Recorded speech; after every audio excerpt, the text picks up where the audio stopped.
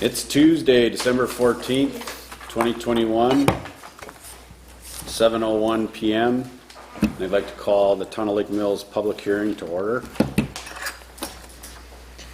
The notice is posted at the town hall and on the town website. I'd like to open the floor to the public for discussion of requests made by Jessica Kelderman for a conditional use permit to allow for a kennel for 7 dogs in an A3 zone at North 5611 County Road A. I'm Jessica. Am I supposed to say something? Not at this part of it, no. This is for the public. Thank you. Is there anyone in the audience going once that has anything to say about this request? Second call for anyone in the audience for public discussion. Third call for anyone in the audience for discussion on this request. Make a motion to close the public hearing. Second. We got one more, don't we? Yeah, I put them both at the same, so we can wait to close until after the second. Got one more here. Okay. And B, open the floor to the public for discussion of requests made by Melissa Ritaka for a conditional use permit for a dog kennel, boarding, daycare, and breeding for a in-home occupation in an A3 zone at North 5617 County Road A. Is there anyone in the audience that has anything to say in regards to this request? I do. Yep. Stand up and give your name and Hi, I'm Mike Ellickson, N5604 County Road A. I live across the street, effectively, from where this proposed kennel would be. And I guess my only comment, we spoke at the Plan Commission as well, is regarding the noise factor potentially at the Plan Commission. It was stated that it could go up to 32 dogs. I think anybody that has multiple dogs knows that if one bark, they all bark. And then I'll get the ones across the street barking, and I guess, that's my primary concern. I think there was also some discussion at the Plan Commission, which I think those minutes will probably be brought up later, but regarding the feces from the dogs being, 32 dogs, creating quite a mess that way and how that's going to be handled. But for me, it's really the noise factor, and I think, I think it can be addressed. I just think that there should be some sort of stipulation that maybe the board should recognize that that's a potential for a factor that should be addressed as she goes through this process. thank you, sir. Thank you. Anyone else? Second call for any discussion on the request made for the conditional use permit. Third call for anyone that would like to. I make a discuss motion this to request. close the public hearings. Second. Any discussion? All in favor, say aye. Aye. All opposed with the same sign. Motion carries. Votes no. Public hearing is closed at 7:04.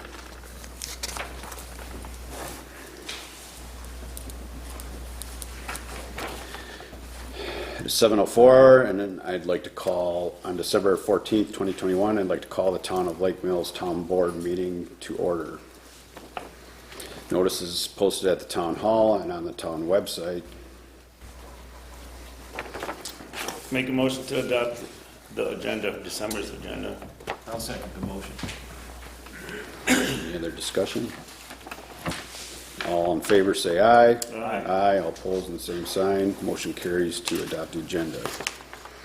Approval of the minutes. We're going to take these separately. Yeah, Yes. we should. I make a motion to approve the minutes of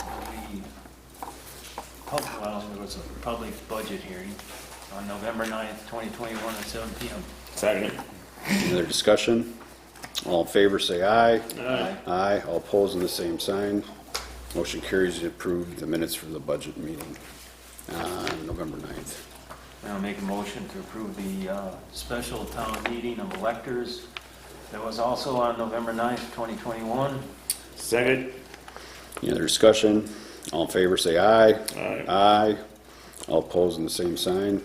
Motion carries to approve the special electors meeting minutes.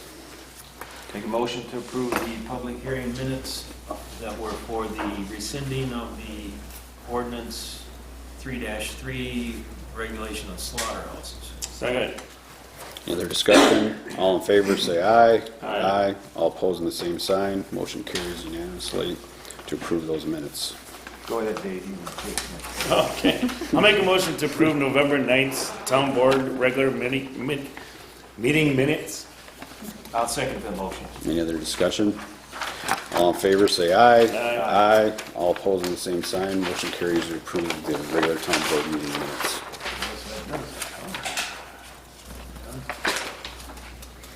Approval of the treasurer's report. I'll make a motion to approve December's treasurer's report. Second the motion. Any discussion?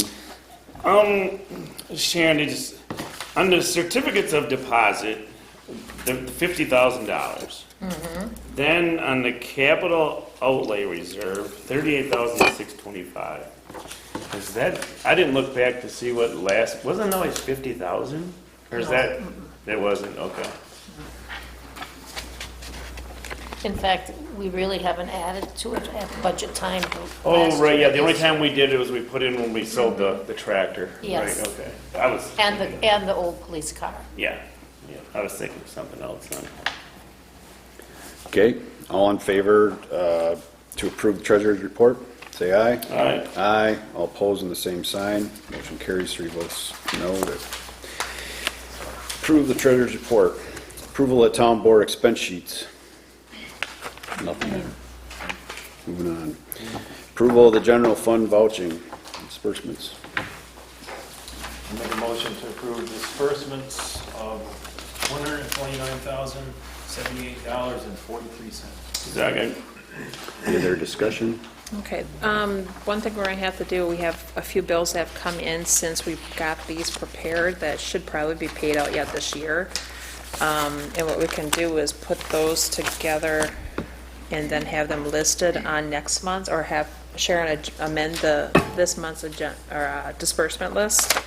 Like, we have one for the Wisconsin Department of Transportation for $160 that Matt gave me tonight, and then Jefferson County Sheriff's Office has a bill for, is this Drug Task Force? Drug task, that's right. For $207.40. We've got Safe Built, which is our building inspector's bill that came late, for $6,093.92. And then we have some R.A. Smith bills. For engineering, one's $742, and the other is $472. Plus, we have Jekyll's bill, which we may receive for the Britsky Bridge. I know it's a lot, but we really should try and get the expenses from this year in this year's. So we'll have to get those bills ready and then account for them on the future report. Or did you want to just do those right now, Robin, since you have, other than the Jacob bill, did you want to just approve these? We can, and then we have Sharon send out an amended disbursement sheet. We'll have to calculate quick how much it is, unless Yeah, you just, I was as just- read, You know, it's whatever you want to do, I don't care. as read, and then we can But make we're sure s- the minutes reflect that total. But we're still gonna have Jacob's. Jacob's and the treasurer's bond. We haven't, for taxes, we Yeah. haven't gotten anything yet, which, Normally, we have it by now, so we've made some Yeah. phone calls, so. Just pay them as they come and then amend the treasurer's report. Okay, Next month, yeah, that'll be the easiest. sounds good. Okay, all in favor to approve this month's disbursements? Say aye. Aye. Aye. All opposed, in the same sign. Disbursements approved.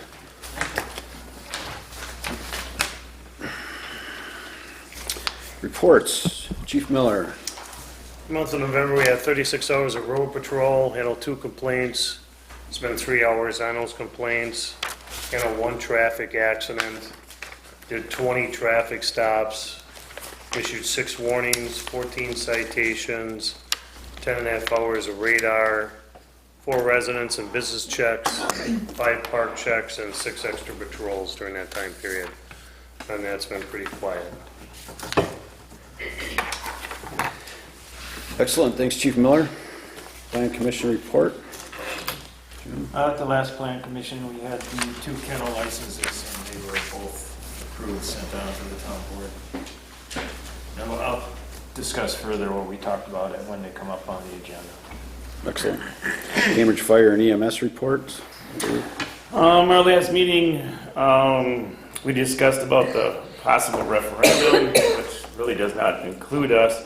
So I think between the other three municipalities, this Village of Cambridge, the town of Oakland, and town of Christiana, they were gonna kind of put their heads together and come up with a number that they can live with.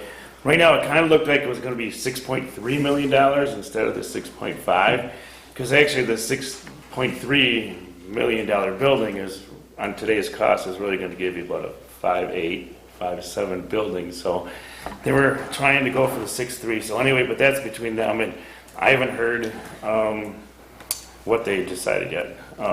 The other thing is Bob Saloff, he was a member of the EMS for over 40 years, and then he was our director for the last 10 years, and he decided to retire, so we wished him well, and he also went in for back surgery, so now he's out on medical leave till the end of the year, so that's when he retires, is December 31st. And then Paul Bunt, our deputy director, he now is going to stay deputy director, but he is going to be acting as the medical director for the hospital, emergency services and all that, so that's kind of about it. Okay, thanks, Dave. Joint Rock Lake Committee report. I'm Stan Smanieski. Can you, let me get this off. I'm Stan Smanieski giving the Joint Rock Lake report. Wendy's also here from the committee. Wendy, if I missed something, please jump in. We got 5 short items.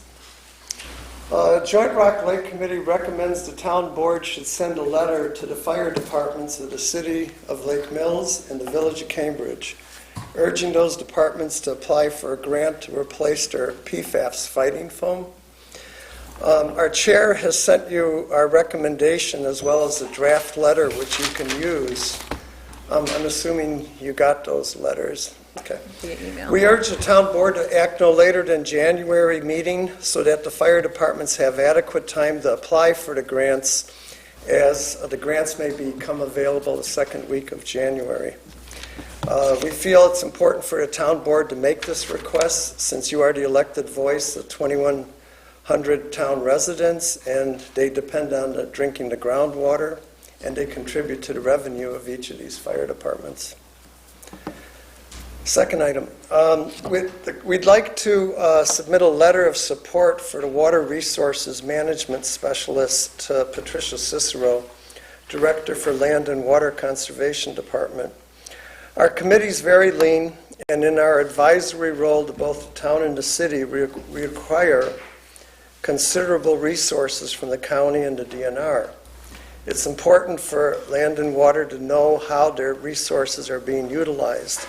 It's also important for those at the county level who are responsible for the Rock Lake watershed to know how our committee values the resources available from the county.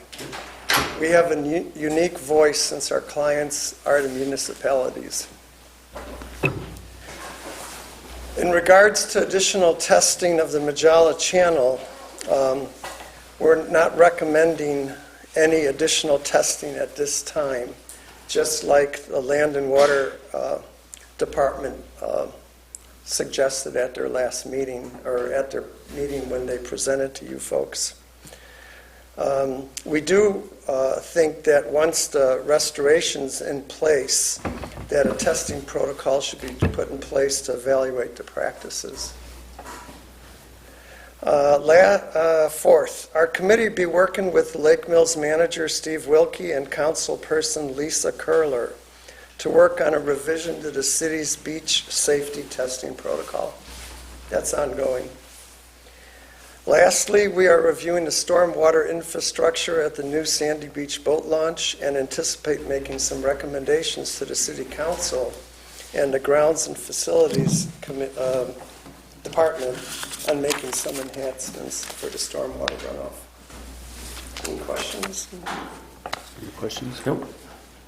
Do you know if the either fire department is still using that foam, or they're both? They both have. Both are? Yeah, as far as we know, what I heard is they both, Jefferson County, pretty much all of them have it. Okay.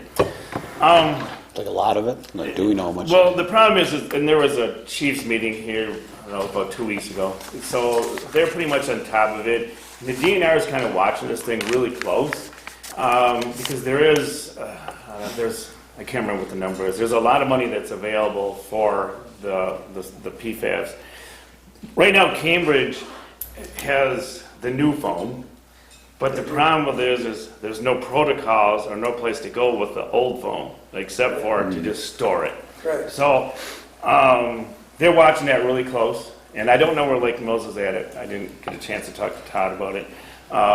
But Cambridge is not using the old foam. They're using new stuff. So Cambridge is already in place, you're saying? Yes, they are. Yeah. That's great. But they're still keeping an eye on, so if there's money available for a reimbursement and also the disposal. Well, the of- disposal's gonna be big. Yeah, that's, the DNR is really struggling with it. Yeah. Yeah, because we got that pipeline going through our watershed, so that's what we're thinking about. Right, yeah, and there was, in October, they had a safety protocol for first responders, and I don't know if you guys went to the meetings that they had it for public officials, and then they had it for also general public. So their emergency response team is in Fort Atkinson, so they're, up to speed on what they need to do there. And they do visit with the fire departments on their protocols until they get there. But once Enbridge's response team gets to it, then they take over of what's going on. So, but yeah, so I don't know where Lake Mills is at, but Thank you. yeah. Thanks, Dave. Thanks, Dan. Road maintenance report. Well, I'm gonna probably just turn this right over to Corey. There's not much on my end anyway. The brushing is about done. I think you finished that today, and as far as the dead trees, I think Matt Hassel's closing in on that too, so that project's done, and the potholes are filled, so that's it. All right, Corey. Yeah, all right. Got some handouts here. I don't know if you got the email too, but it's a lot of material, so. Yeah, a lot It of was small. So as soon as I saw Corey was gonna have a footprint, I thought, I'm done here. hopefully, anyone else wants to have to do outside of the good evening, everyone. So tonight, I'm going to give you an update on the roads and the road ratings and the road plan that we've completed for the town. So I'll go through your packet. I'll let you know when I'm flipping pages. If you have any questions along the way, let me know. So first of all, first page there, road ratings.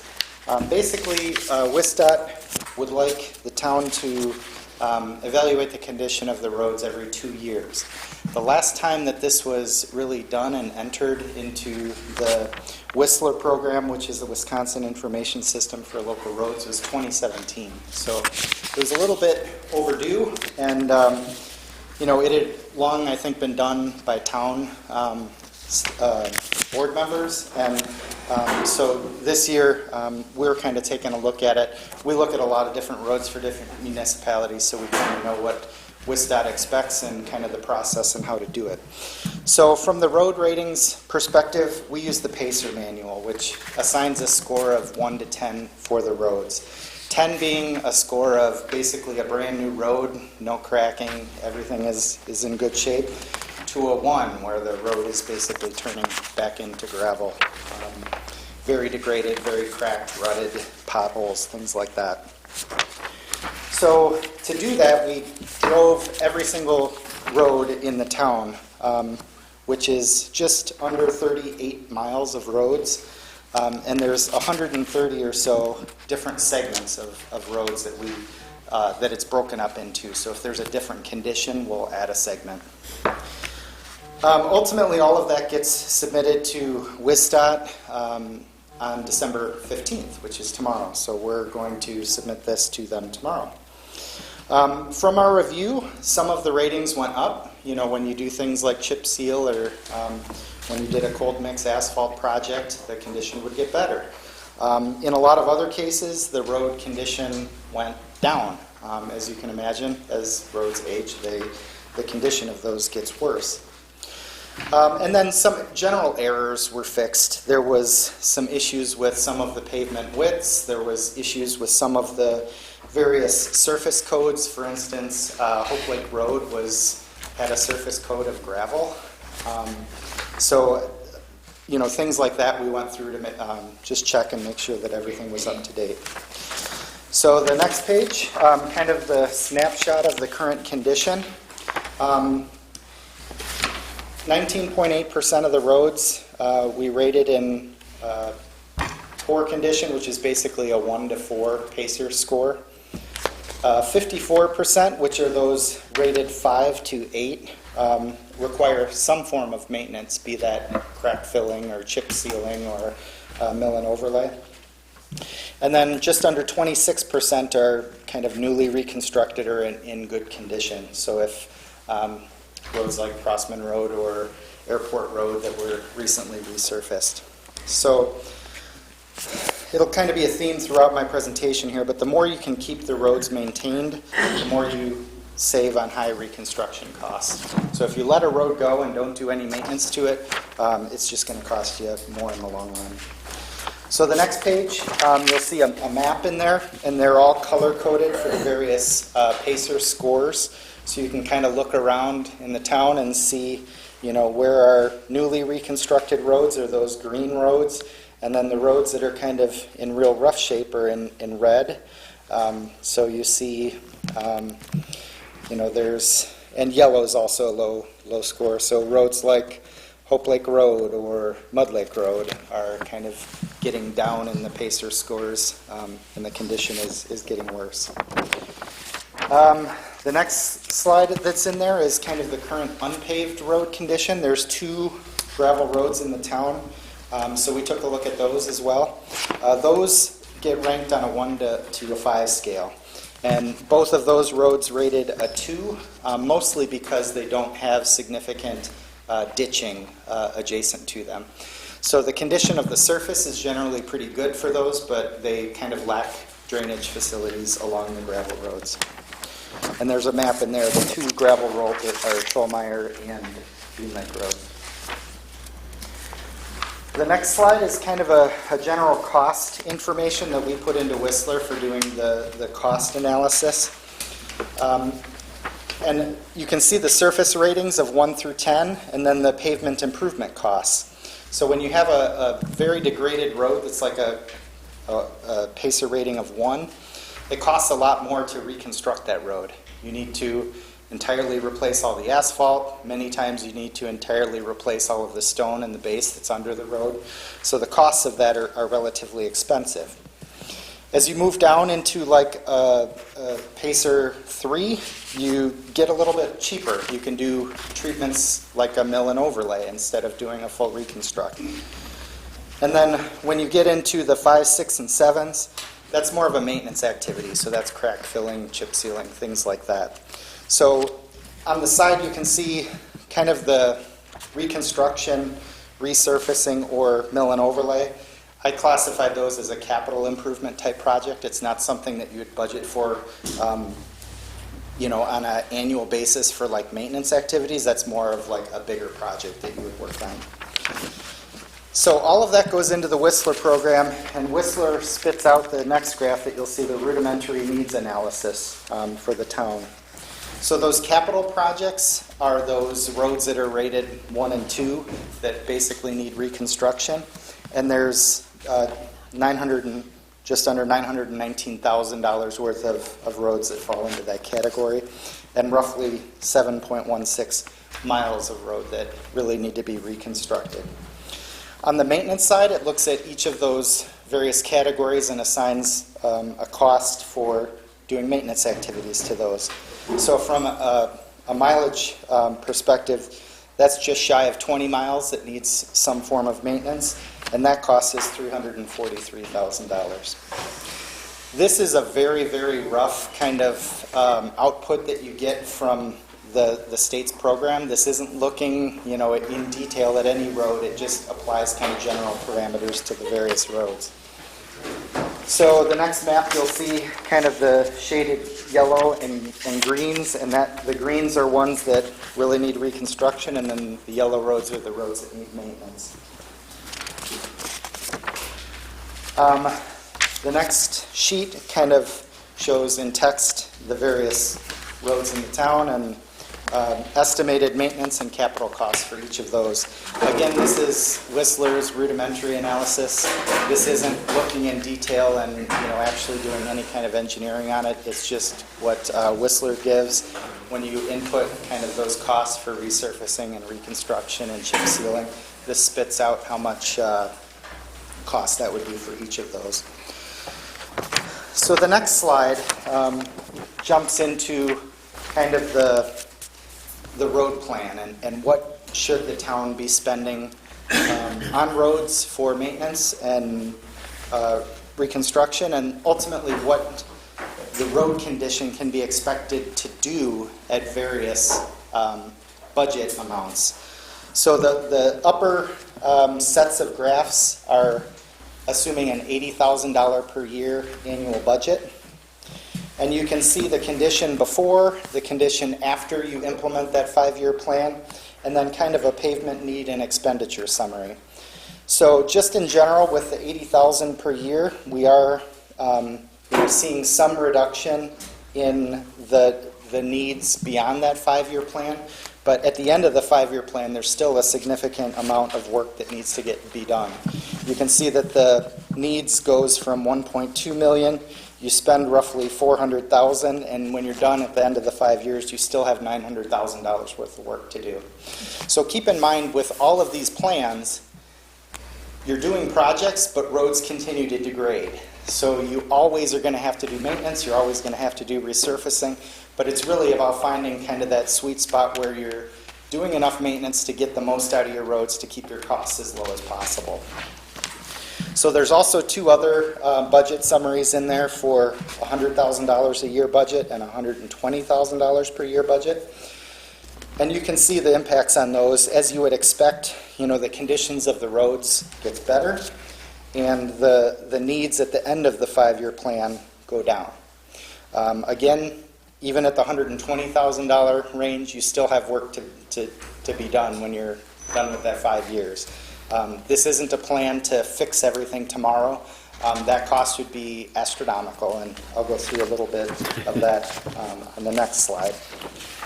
So one thing I always like to do when I look at these types of plans is to figure out kind of what the entire mileage is of the jurisdiction, and then figure out how much the reconstruction cost for that would be. So the town roads, if we were to reconstruct them, would be over $17 million to reconstruct all the roads. And when you think about roads, it would, when you look at a lot of the roads that the town has replaced, they're in the 40 to 50-year-old range for roads. So if I take that $17 million, divide it by 50 years, that's about $350,000 per year that you need to be putting in for kind of reconstructing roads if you want to replace roads every 50 years. So that kind of gives you a sense of the need. There's a very large need for maintaining these, and it's not cheap. That being said, I know tomorrow you can't go and do your budget and say we're going to spend $350,000 every year. It's just very difficult to go from a $80,000 budget to a $350,000 budget. So being realistic, what I would recommend that you do is to gradually ratchet up how much you're putting towards the roads, but then also focus on spending your money on the maintenance activities to keep the roads at a condition to where you're not reconstructing the roads. So the next graph kind of gives you a depiction of why. So you'll see the pavement condition index. And what you can see is when a road is new, when you do preventative maintenance, it's relatively cheap to keep the road in a decent condition. But as the pavement gets over 10 years old, the condition drops off quickly over time. So you can see the costs for maintenance are relatively cheap in that $7 to $9 per square yard. When you get up to reconstruction, you're talking about a $50 to $55 per square yard cost. So you really want to try to avoid that reconstruction as long as you can, get most of the life that you can out of the pavement doing those maintenance activities, and only reconstruct when the pavement is really truly at its lifespan. And the next slide kind of shows the lightning bolt here, and that shows you how the pavement condition, if you start doing maintenance at year 3 or year 5, you can keep the condition of the road high for longer. It will still degrade over time, and you'll still have to do additional maintenance activities, but you can avoid getting into that range where you're doing a full reconstruction. So the budget that you do have, again, I would recommend that you focus that on some of the maintenance activities to kind of keep those roads that are in that, 4, 5, well, actually 5, 6, 7 range, to keep those from dipping down below the 4 pacer range. So jumping to my recommendations, I've kind of talked a lot about these. Slowly increase your road budget as feasible. Utilize your money to address maintenance of those 5 to 8 condition roads, doing projects like crack filling, chip sealing, mill and overlay, things like that.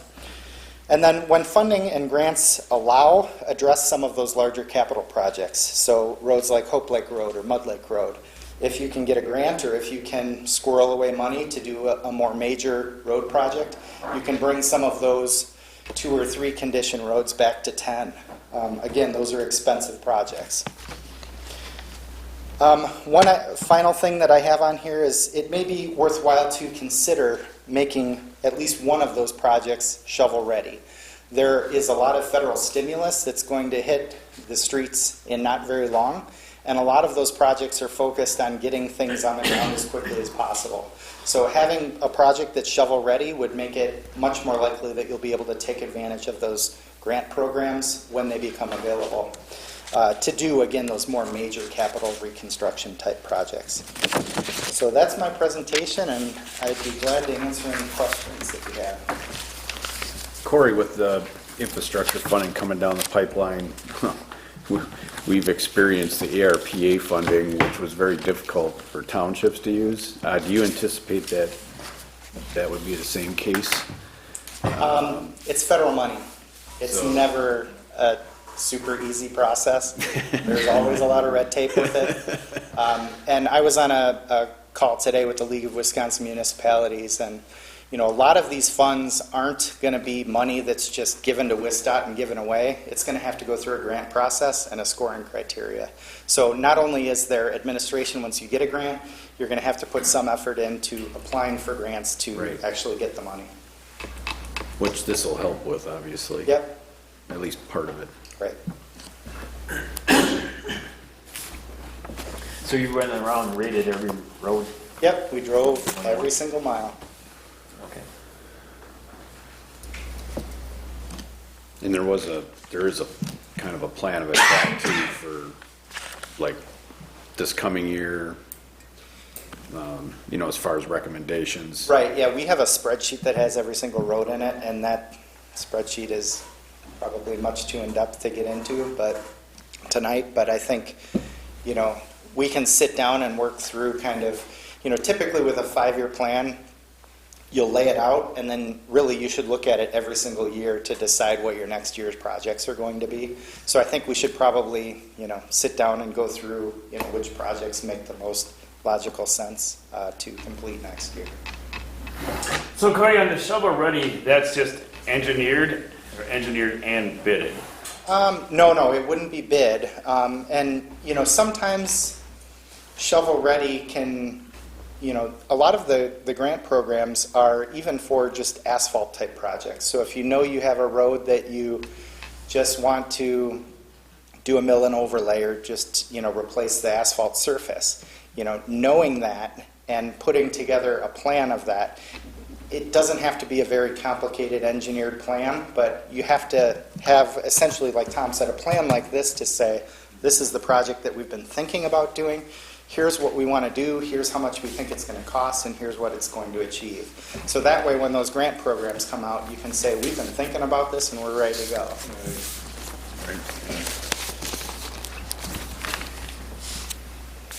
But there's so much involved with the grants, they're all different. They're different criteria, Right. depending on who's the grants through, the Right. state or the federal government. So you gotta update a road. You know, if you do a state project, you have to update the whole road, so you're doing ditches in the road and everything, and it has to be 22 feet wide. So there's criteria there. Yep. So, you know, and a lot of our roads aren't 22 feet wide. The ones that we have reconstructed are, because that's what our grants require, but, so, to prepare and have a shovel-ready project, I understand you can do some of the work, but then you have to know what the criteria is Yeah. on the other end. And they all vary. I mean, with Crossman, with the multimodal local support grant that got, that was a one and done, Right. you know, program that had kind of different requirements. And we're going to see the same thing, I think, happen once, you know, stimulus starts hitting the road. There's going to be some programs that are relatively easy, especially kind of those, you know, resurfacing type asphalt projects. I think those will be a lot more straightforward, a lot less red tape, but I'm sure you're going to have a mix of other, you know, state-run projects that, you know, have to be brought up to WISDOT standards that, you know, may not be feasible for the town to do. So it's something as it gets a little bit closer, we'll have to weigh when that criteria starts coming out. Yep. Essentially. Yeah, but again, just having a plan is a great first step, and, you know, knowing what you want to do, so when those do come out, you can say, is this a fit or not, and decide if you want to apply for it or not. I can give you a quick update on Crossman, too, if you would like. Would you Yes, please. Sure. So the construction on that is substantially complete. All the asphalt's done, the shouldering is done, a majority of the restoration is done. There are a couple smaller items that we're still chipping away at. I had a talk with a resident today that had an issue with restoration, and Payne and Dolan was going to go deal with that today, hopefully. So there's a little bit of restoration, just touch up on some private property that got disturbed that shouldn't have. The other large issue is down at the southern end by Hope Lake Road. There's a steeper slope that was there that we had an alternate for doing a beam guard in the plan. And originally, the intent was to leave an old cable guard that had been there a long time and not even touch it. We included a beam guard as an alternate, and the price for that came back relatively inexpensive. But WISDOT has a standard requirement for their new, it's called an MGS beam guard, that has specific requirements for the slope behind the beam guard, so how steep that drops off. And the slope that is out there currently is too steep to meet the WISDOT standards, and we looked at what it would take to regrade that. It wouldn't fit within the town right-of-way. The town would need a construction easement to get that flat enough to meet the WISDOT requirements for beam guard. So I've met with the property owner. I explained what we were looking to do. They thought of several alternatives that they would like the town to look at, and I did. Those options were a concrete barrier wall, high-tension cable guard, and shifting the road to minimize the impact. The high-tension cable guard, WISDOT doesn't allow in this configuration. That's more for median crossovers, so they don't allow that in this situation. The concrete barrier wall would actually require more right-of-way because it requires a 4-foot flat spot at the top for the wall to go before it goes down at the 2.5 to 1. So it would be even more right-of-way, so that really wasn't an option. And then the final option of shifting the road, I mean, aside from the cost entirely, there's drainage issues on the western side of the road that would make it prohibitive to shift the road. And that side of the road is steep also. If that got steepened any more, beam guard would be needed on that side of the road as well. So shifting the road really doesn't benefit the project at all. So I did reach out to the property owner, let him know that I did investigate those options, and I told him we would be talking about this tonight. But ultimately, where we're at is we need an easement to, construct the beam guard for that, if the town wants beam guard there, which from a safety perspective, it's a very wise thing to have it there. From elimination of the Y intersection at Hope Lake Road, it's certainly a lot safer. You're not going to have those cars going at high rates of speed coming around the corner on the Y turn. But it's still a fairly steep drop-off. I mean, if somebody were to, lose their tire off the edge of the shoulder, you're going down a pretty steep slope, which, ultimately it would be safer to have a beam guard there to keep a car from going down and having the potential of, rolling if it went down that steep slope. So with that, I guess I would seek direction of, what the town would like to do with regard to that easement. How many feet you talking, Corey? We evaluated it, and it's roughly 11 feet. The area is, I don't have that with me. It's very small. In general, my recommendations with acquiring temporary construction easements are to try and get them cooperatively. The alternative is you condemn the land, you get an appraisal and pay the fair market value, and you acquire the easement.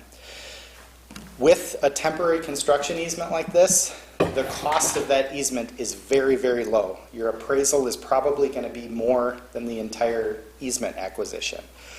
So that's why I say working cooperatively, if you can essentially say, look, instead of doing an appraisal, we'll give you the money for the appraisal, we'll give you what the appraisal would have been, and we cut out all the time of going through the appraisal process and the condemnation process. And, you get to the end point much quicker.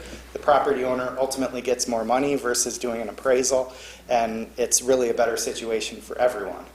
There's sometimes when property owners say, I still don't like it and I'm not giving it to you, you can go through the process and take it. So, I don't know where this is going to go, but my recommendation would be to try and, we could estimate what an appraisal would be. It's farmland, so, the price for farmland is, relatively known, and it's such a small area. Literally, I think that the easement is probably a couple $100 is what would come out of it. And an appraisal is probably going to cost you, double or triple that to get an appraisal and, go through the process of condemnation.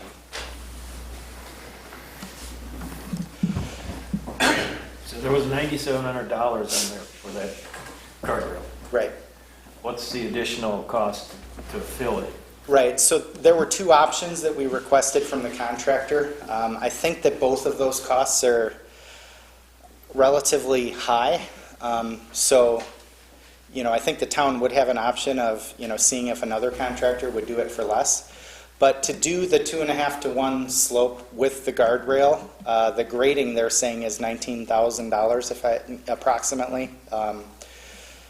And then the other option we looked at was a 4 to 1 slope, which would take more land, but then wouldn't require a guardrail at all, because a 4 to 1 is a flat enough slope to where it's recoverable and not as dangerous for a vehicle to traverse.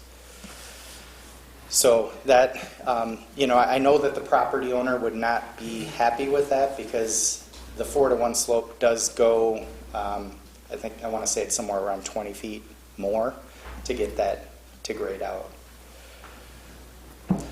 Even with those costs for doing the beam guard and the grading, it's still below the construction budget that we had for the project. So the funds and kind of what we expected to spend on the project is still, what we expected to spend is higher than even with the beam guard and the regrading included with it. That's good. Would that be reimbursable through the state, this extra cost? So- Write a change order and... So the grant amount that we have was limited. They didn't give us the full 90-10 when the MLS grant was obtained. So the amount of construction that has occurred already using that 90-10 already takes advantage of the full grant amount. So, ultimately the grant is out of the picture because that amount has already been expended on the road. So they won't increase the grant amount, any more than it was originally, if that clarifies. Do we know what the grant amount was? I thought it was the cost of the low bidder. No, the grant amount was $423,000 and the project was 600 and some thousand. Oh, that's interesting. Do you guys know that? What's that? Why not? The split. I mean, there wasn't a lot of information on this project. That's the problem. Yeah, I know. As we're finding out. So it was a 90-10, I thought it was a 30. See, I was under the impression it was a 30-70 to So, begin with. so the MLS grant was originally written as a 90-10. When the project was awarded, they didn't have enough to provide the 90-10, and they offered the $435,000 for the project. Oh. And then the project got converted from MLS to LRIP when the MLS program was voted down by the state, and WSDOT honored the grant with the LRIP program. So this is a really crazy, how it went from this one-time program to revoked to an LRIP, and now we're left with, a very convoluted process.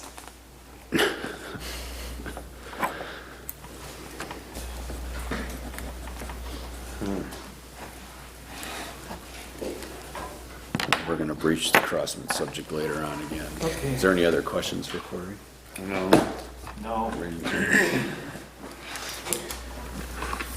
Okay, Corey, stick around because we're going to probably be running into a few things later on here. Okay. Thanks. I do have updates on a couple other things. I don't know when you want those, like Wallace and Conti and... They're on the agenda. Yeah, they're on the I agenda. think they're all on Wallace's. the, Yeah. yeah, I think they're all I'll on stick there. around. Thanks. Thanks. Okay, ATZ committee. Nothing, right? No, nothing. Parks committee report. Jason? Thought I saw Jason. Yep, he's right back there. You're up the bat. Just so you know, the survey information is later on the agenda too, so. Oh, okay, so just the report, nothing really to report on this month. We just got the finals on the survey and just talked about some springtime activities that spruce things up a bit. So, Excellent. Thanks, Jason. Period of public comment. If you have anything to say publicly, this is the time to do that, or the only time that you'll be able to do that unless you're called on by the board later on. Please state your name and Lee Gatsby, I live on Shorewood Hills Road. In a recent town board meeting, the board talked about the need to tackle the Mill-Jala channel issue. Tom Beagle insinuated that in that meeting that this board would not ignore this problem and will pursue a solution to it rather than passing it on to a future town board. And that's welcome news to anybody who's concerned about the health of Rock Lake. Mitigating the problem of pollution and sediment entering Rock Lake and the cleanup of the channel were referred to as the solution we need to undertake. My question with this statement is that where are we on this issue with regards to what is being done to unite mitigating the ditch issue and cleaning up the channel? And I have one other question after that. you want to answer the first question? Yes. Have you been to a joint Rock Lake committee? Not meeting? recently. I looked at... Because they I have looked discussed at- some of these things. Yeah, I looked at their website to see their minutes, and their minutes don't go, the last They're minutes approved. were August, so I couldn't read It should them. be more recent than that. Yeah, well, I mean, they have discussed some of these things that, I know they applied for a grant. Yeah, I for- do know that. For the upper part of that deal. Yeah, I Lee, don't they've know. been meeting via Zoom. Do you want to be added to that list of giving the notifications of the meeting? Have the meetings all been Zoom since They have August? been. Yeah, they have, Oh, yeah. okay. Yeah, they have not been in person. Then I would need to Okay, be connected to that. okay. Yep. Okay. And my other question... There was no report on it, obviously, from this last meeting, because I don't think they had anything on their agenda about it, Okay. from what I know, anyway. All right. Another point brought up by the board at that same meeting was that it was relating to Tom's support for a solution to this problem, and that was that the turbidity curtain needed to be replaced, repaired, taken care of. Again, I've heard nothing about where we're going with that. Have you any information on that? We just had a report from Patricia at our last meeting. Obviously, this meeting is jam-packed being the end of the year, but I would be almost 100% certain that'll be in a future meeting after getting reaffirmation from that presentation that it does make sense to do that even before the upper part of that ditches, if that grant comes through and that all gets restored on the higher end. They thought it would still be helpful during that meeting to do it as soon as possible, was I think what Patricia said. Yeah. That's what I'm asking. You know, that's all I'm looking for. So we do need to. It's on the radar. We do need to somehow or other access this information, and if Zoom is the way to go about doing it with RLIA. Yeah, Patricia's, that was at the board meeting, actually. That was last month's board meeting that she was at. Town board meeting. Town board meeting. That's on tape, right? Yeah, that's on tape. You can watch that I on can Lake see. Mills TV. Yeah. Yep. Yeah. Okay, thank you. Yep, you bet. Any other public comment?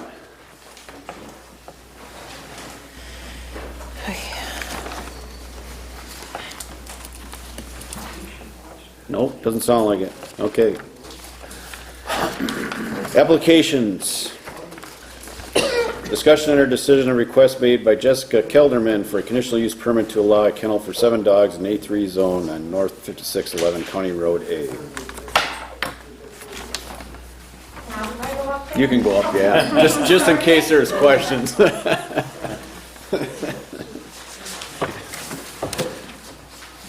I was at the planning commission meeting. Yeah. Everything seemed pretty straightforward to me. I don't know. Yeah, we didn't have any issues. They approved the 7 dogs, and basically they're her personal pets. Nobody else bringing dogs in, so just let you say whatever you want to say about it. And the dogs are all licensed, no, They are, correct? yes. Yep. Yeah, I think they just addressed waste was the biggest issue on that one. Not so much at her weight. Yeah, Well, it's it's- the other one.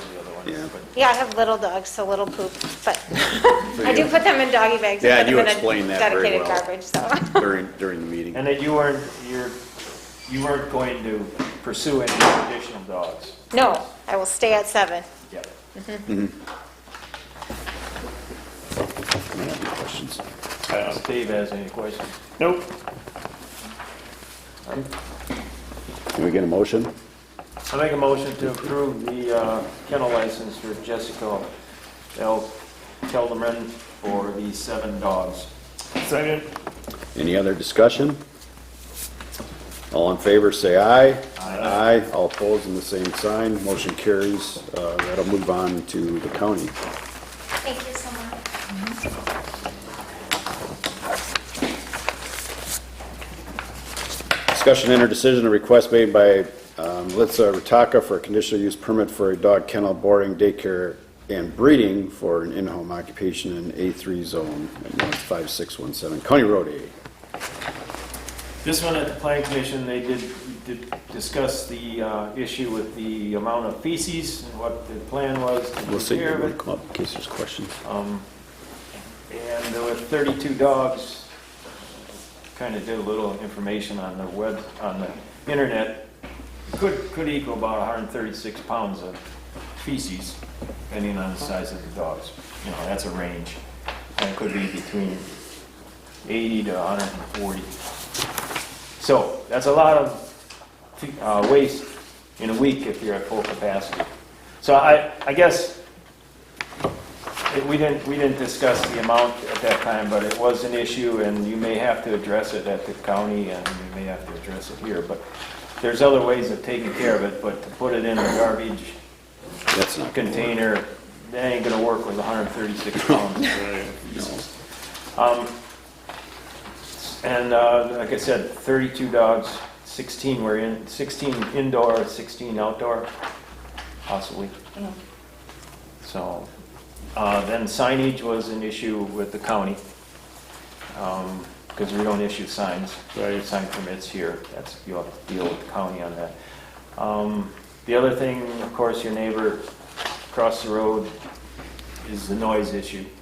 So you might want to have a plan for that when you get to the county, and I guess we can make a decision here tonight too on that. The only other thing we didn't discuss is the breeding. Yeah, that's. And I guess that's, what's your intent on breeding dogs? It says in your permit you want to breed Right. dogs. So it would be German Shorthair Pointers. So we currently have 4 right now, and 3 of them are AKC registered, and we would, and we're also in the process of getting them their credentials, like their junior hunting license, then senior, and then their master. We take very well care of our animals. So it's just kind of, start slow, steady, and see where this takes us. Exactly the same with the doggy daycare and the boarding.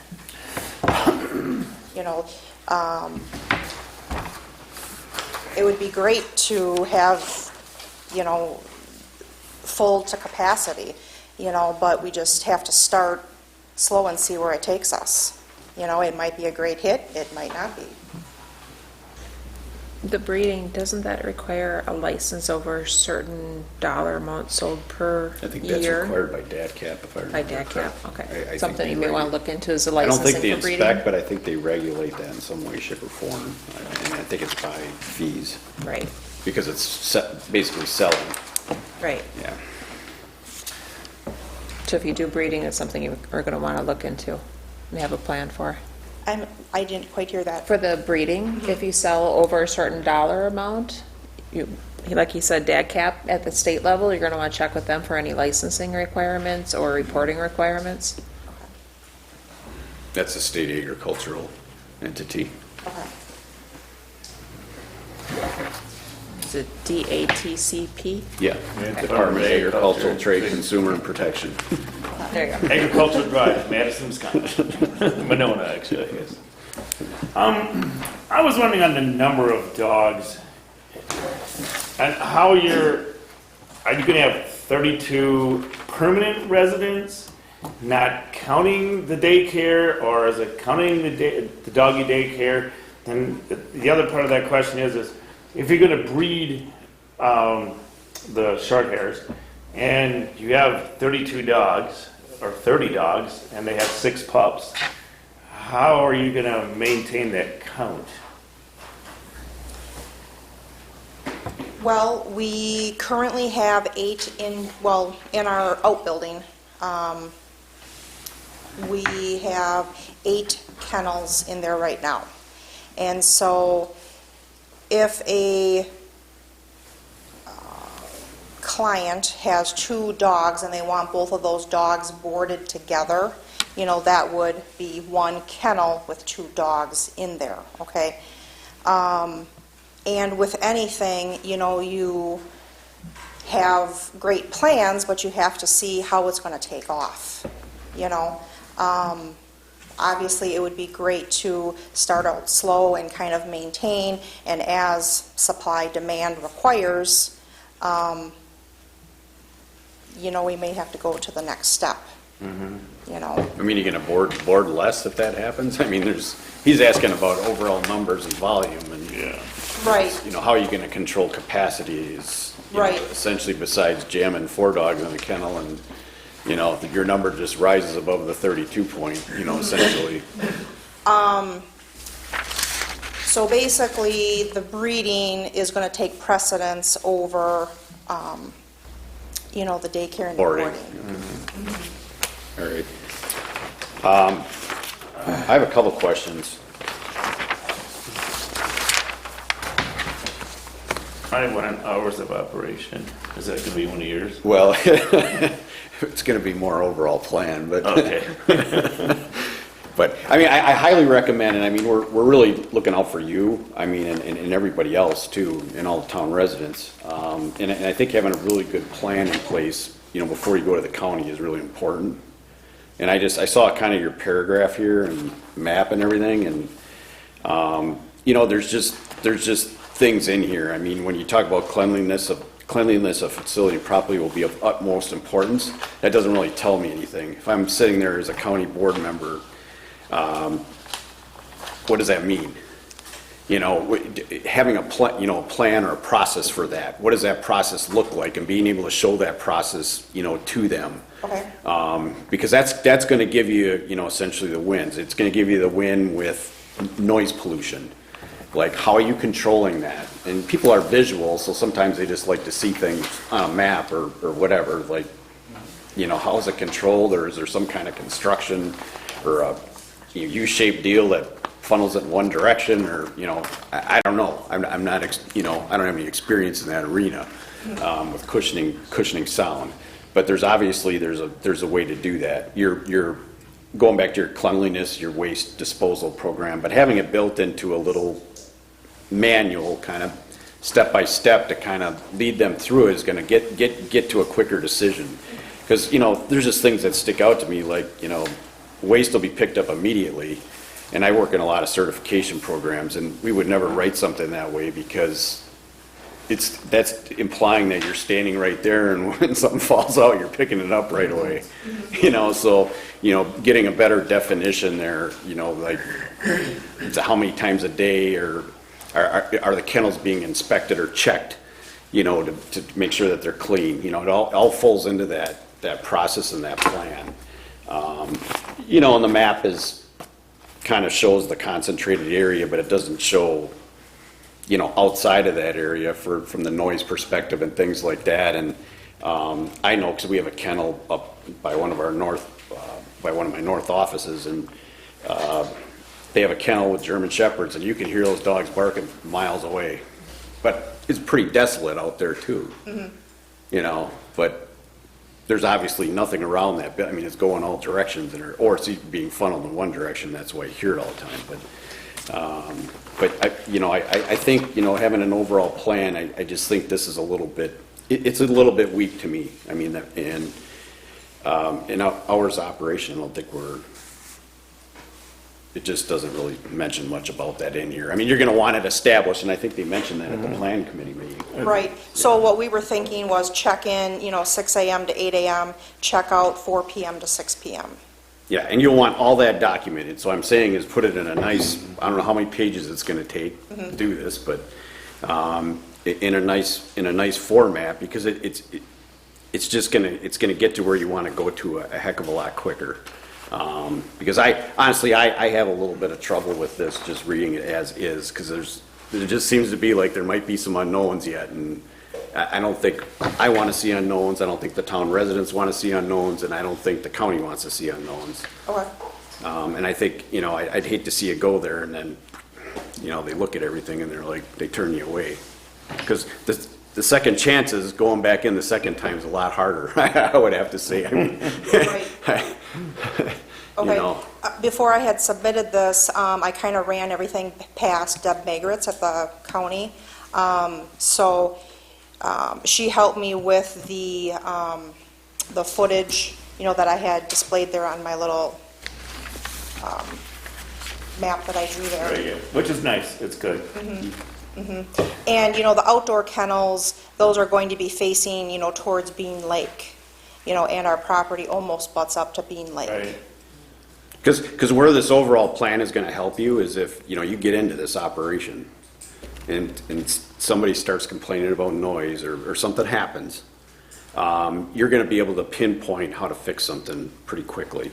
Okay. And go back and explain that, you know, if there's problems, you know, either in front of us or at the county level. So, you know, we just want to minimize and mitigate where we can, you know, and put everyone in the best position, you know, to create success, obviously. Are you going to have a doggy wash? I'm sorry, what was that? A doggy wash? Are you gonna hose down the kennels, or what do you, I guess mainly as far as playing off with Tom with your plan of, where's that water gonna go, and, or whatever you do. So there isn't, water in that outbuilding, so I'm gonna have to, mop and bucket, from the house, take it out there, mop everything down at night, clean all the dishes and everything, at night, and be prepared, for the next morning.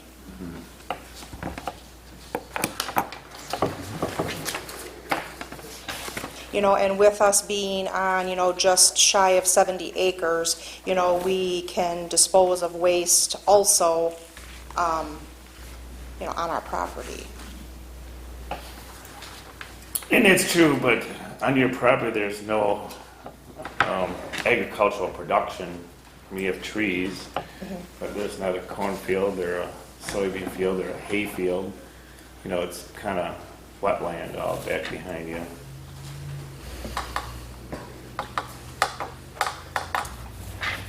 Yeah, it's gonna make that, the cleanup very important. Yeah, They're gonna yeah. look at that tremendously, because they don't want it tossed into the wetland or anywhere else. Right.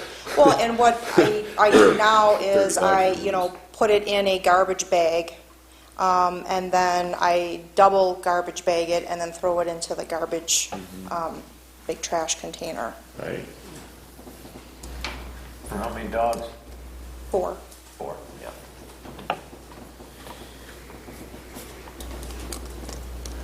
Well, you could see how much that is in a week, and then times it times 8, see what you're gonna be at. But I would say you go to the county, you better have I would suggest, not you better, I would suggest that you have a backup plan in case garbage won't pick it up. Okay. So have some kind of contractor or service already lined up, if it becomes an issue. I would suggest that you also have a backup plan for sound in case you get complaints somehow, sound deadening panels or whatever it's going to take. Okay. Look into that, because we do have town does have a Noise pollution ordinance, yeah. Public nuisance ordinance. If you get too many complaints, and your license is going to be taken away.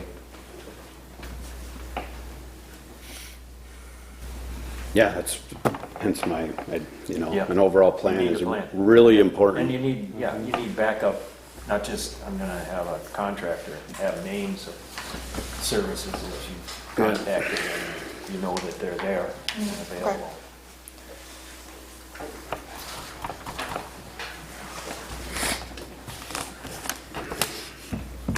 I don't have anything else. Those are my questions. Do you want to come Concerns. back to the town board, or you? I think I do, otherwise I we're do, gonna leave yeah. it open-ended, and it's gonna be, I think it would be important to, take a step back at this point in time and put some more things together, and it gives you another month, to our January meeting or whatever, to put some of these pieces of the puzzle together. And if you have any, by all means, if you have any questions, please ask them. We have email and everything else. Okay.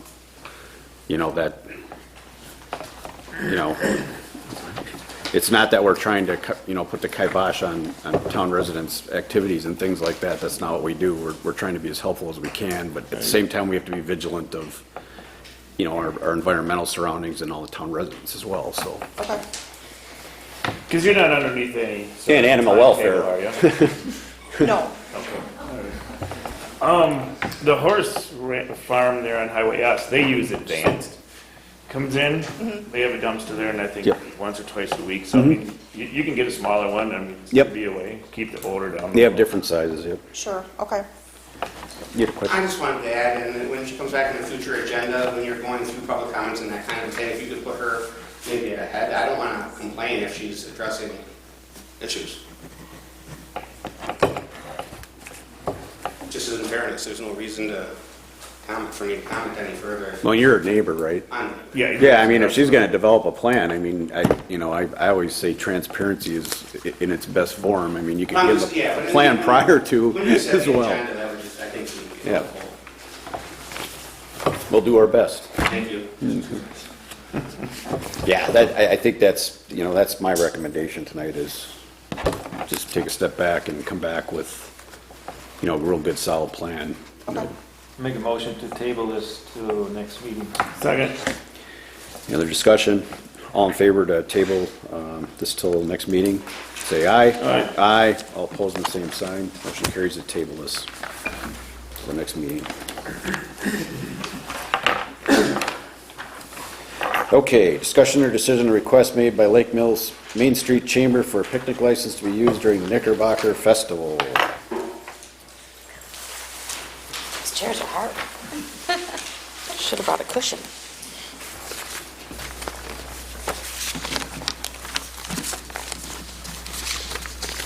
What do you want to do? Knickerbocker, of course.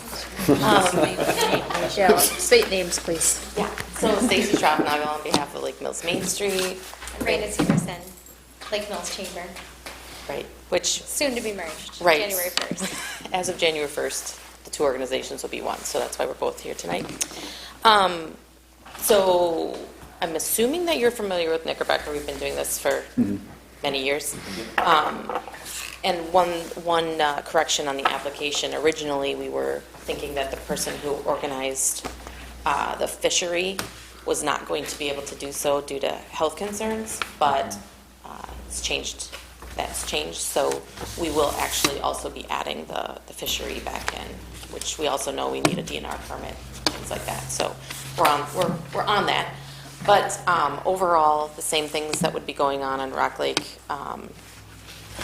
Ice golf, ice softball tournament, and fishery. And then we also want to add an ice bar this year, which would be the second Knickerbocker item.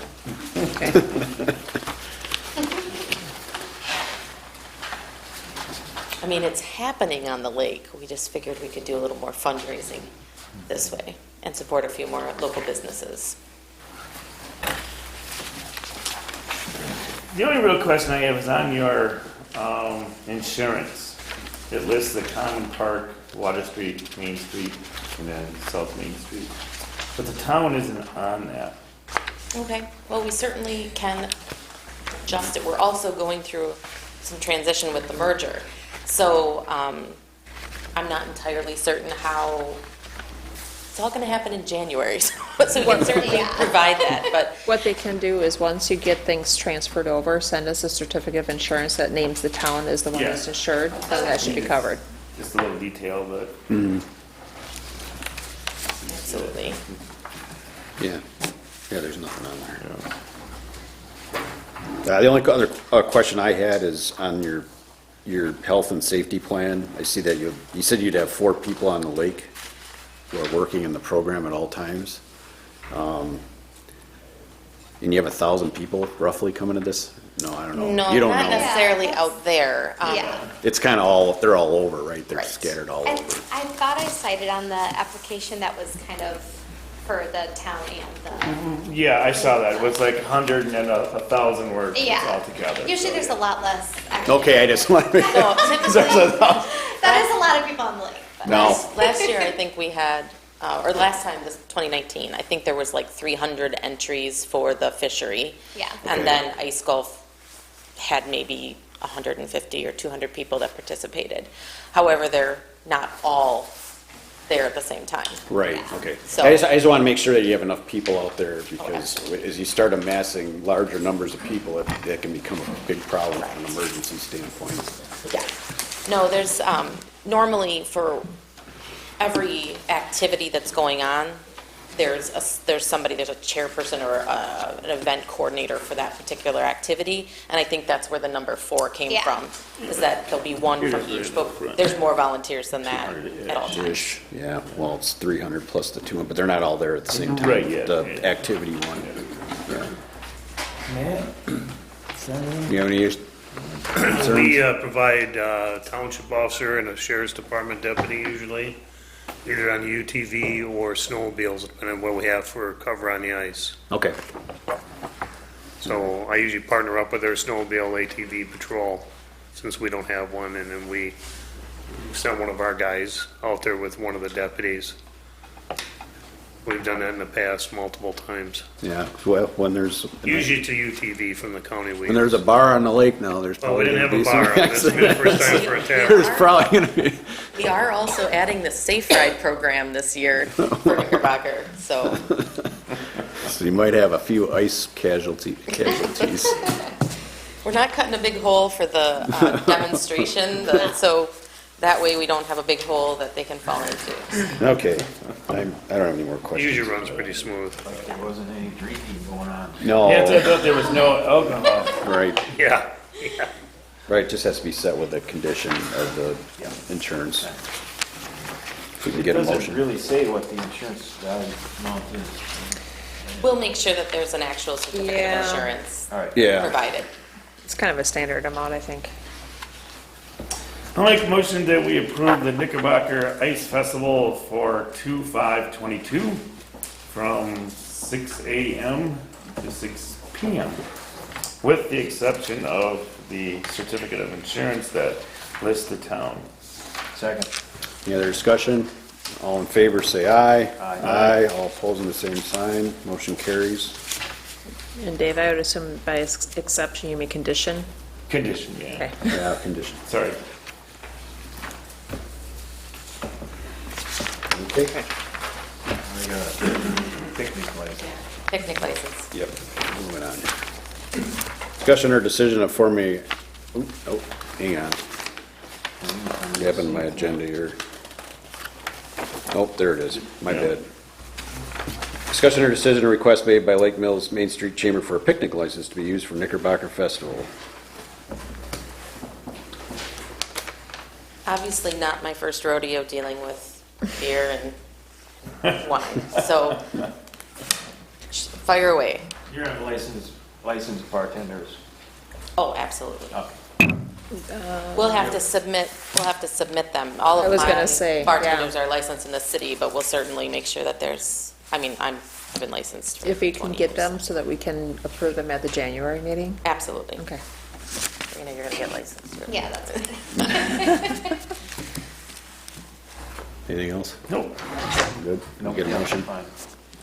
Make a motion to issue the temporary Class B license, retailer license. Second for 2/5. Yeah, for 2. And any other discussion? All in favor, say aye. Aye. All opposing the same sign, motion carries to approve the temporary license. Thank you. And did you get my message about the fee? I have it right here. Okay. I'll just bring it to you. It's $10 a day for the picnic flight. Go ahead and give it to Sharon there. She takes care of that. Thanks. All right, discussion or decision of operator's license for Katie Anthony at the London Depot.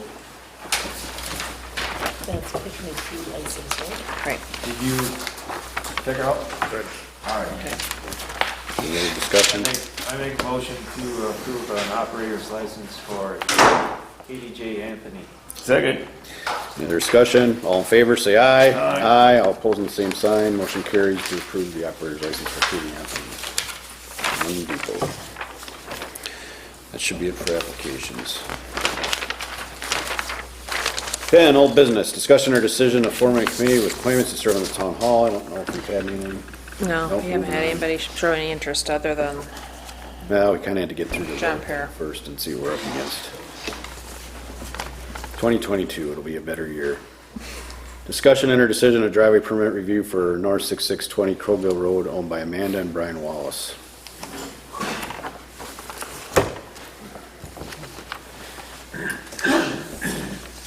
I just wanted to give you an update on, I guess, where we're standing with that right now. We did have a surveyor come out. He was there on Sunday, shooting updated surveys. So maybe taking a step back, our excavator refused to take any additional surveys because he didn't want to, I guess, get in trouble with the town for what made us feel like elevations that he knew were not meeting the ordinance.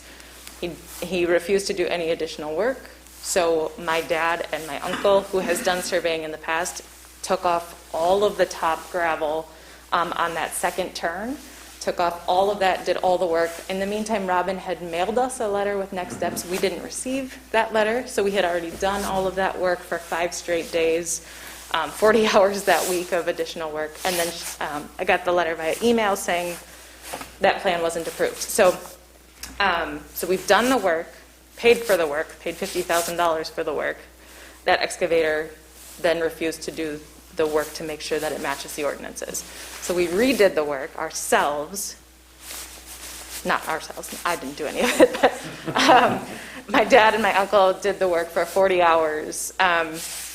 So here we are now. So we've done the work. We don't want to do any additional work until we have approval in writing. And so, we're not trying to make anybody mad. We recognize that we need to meet these ordinances. So we have a surveyor working on that.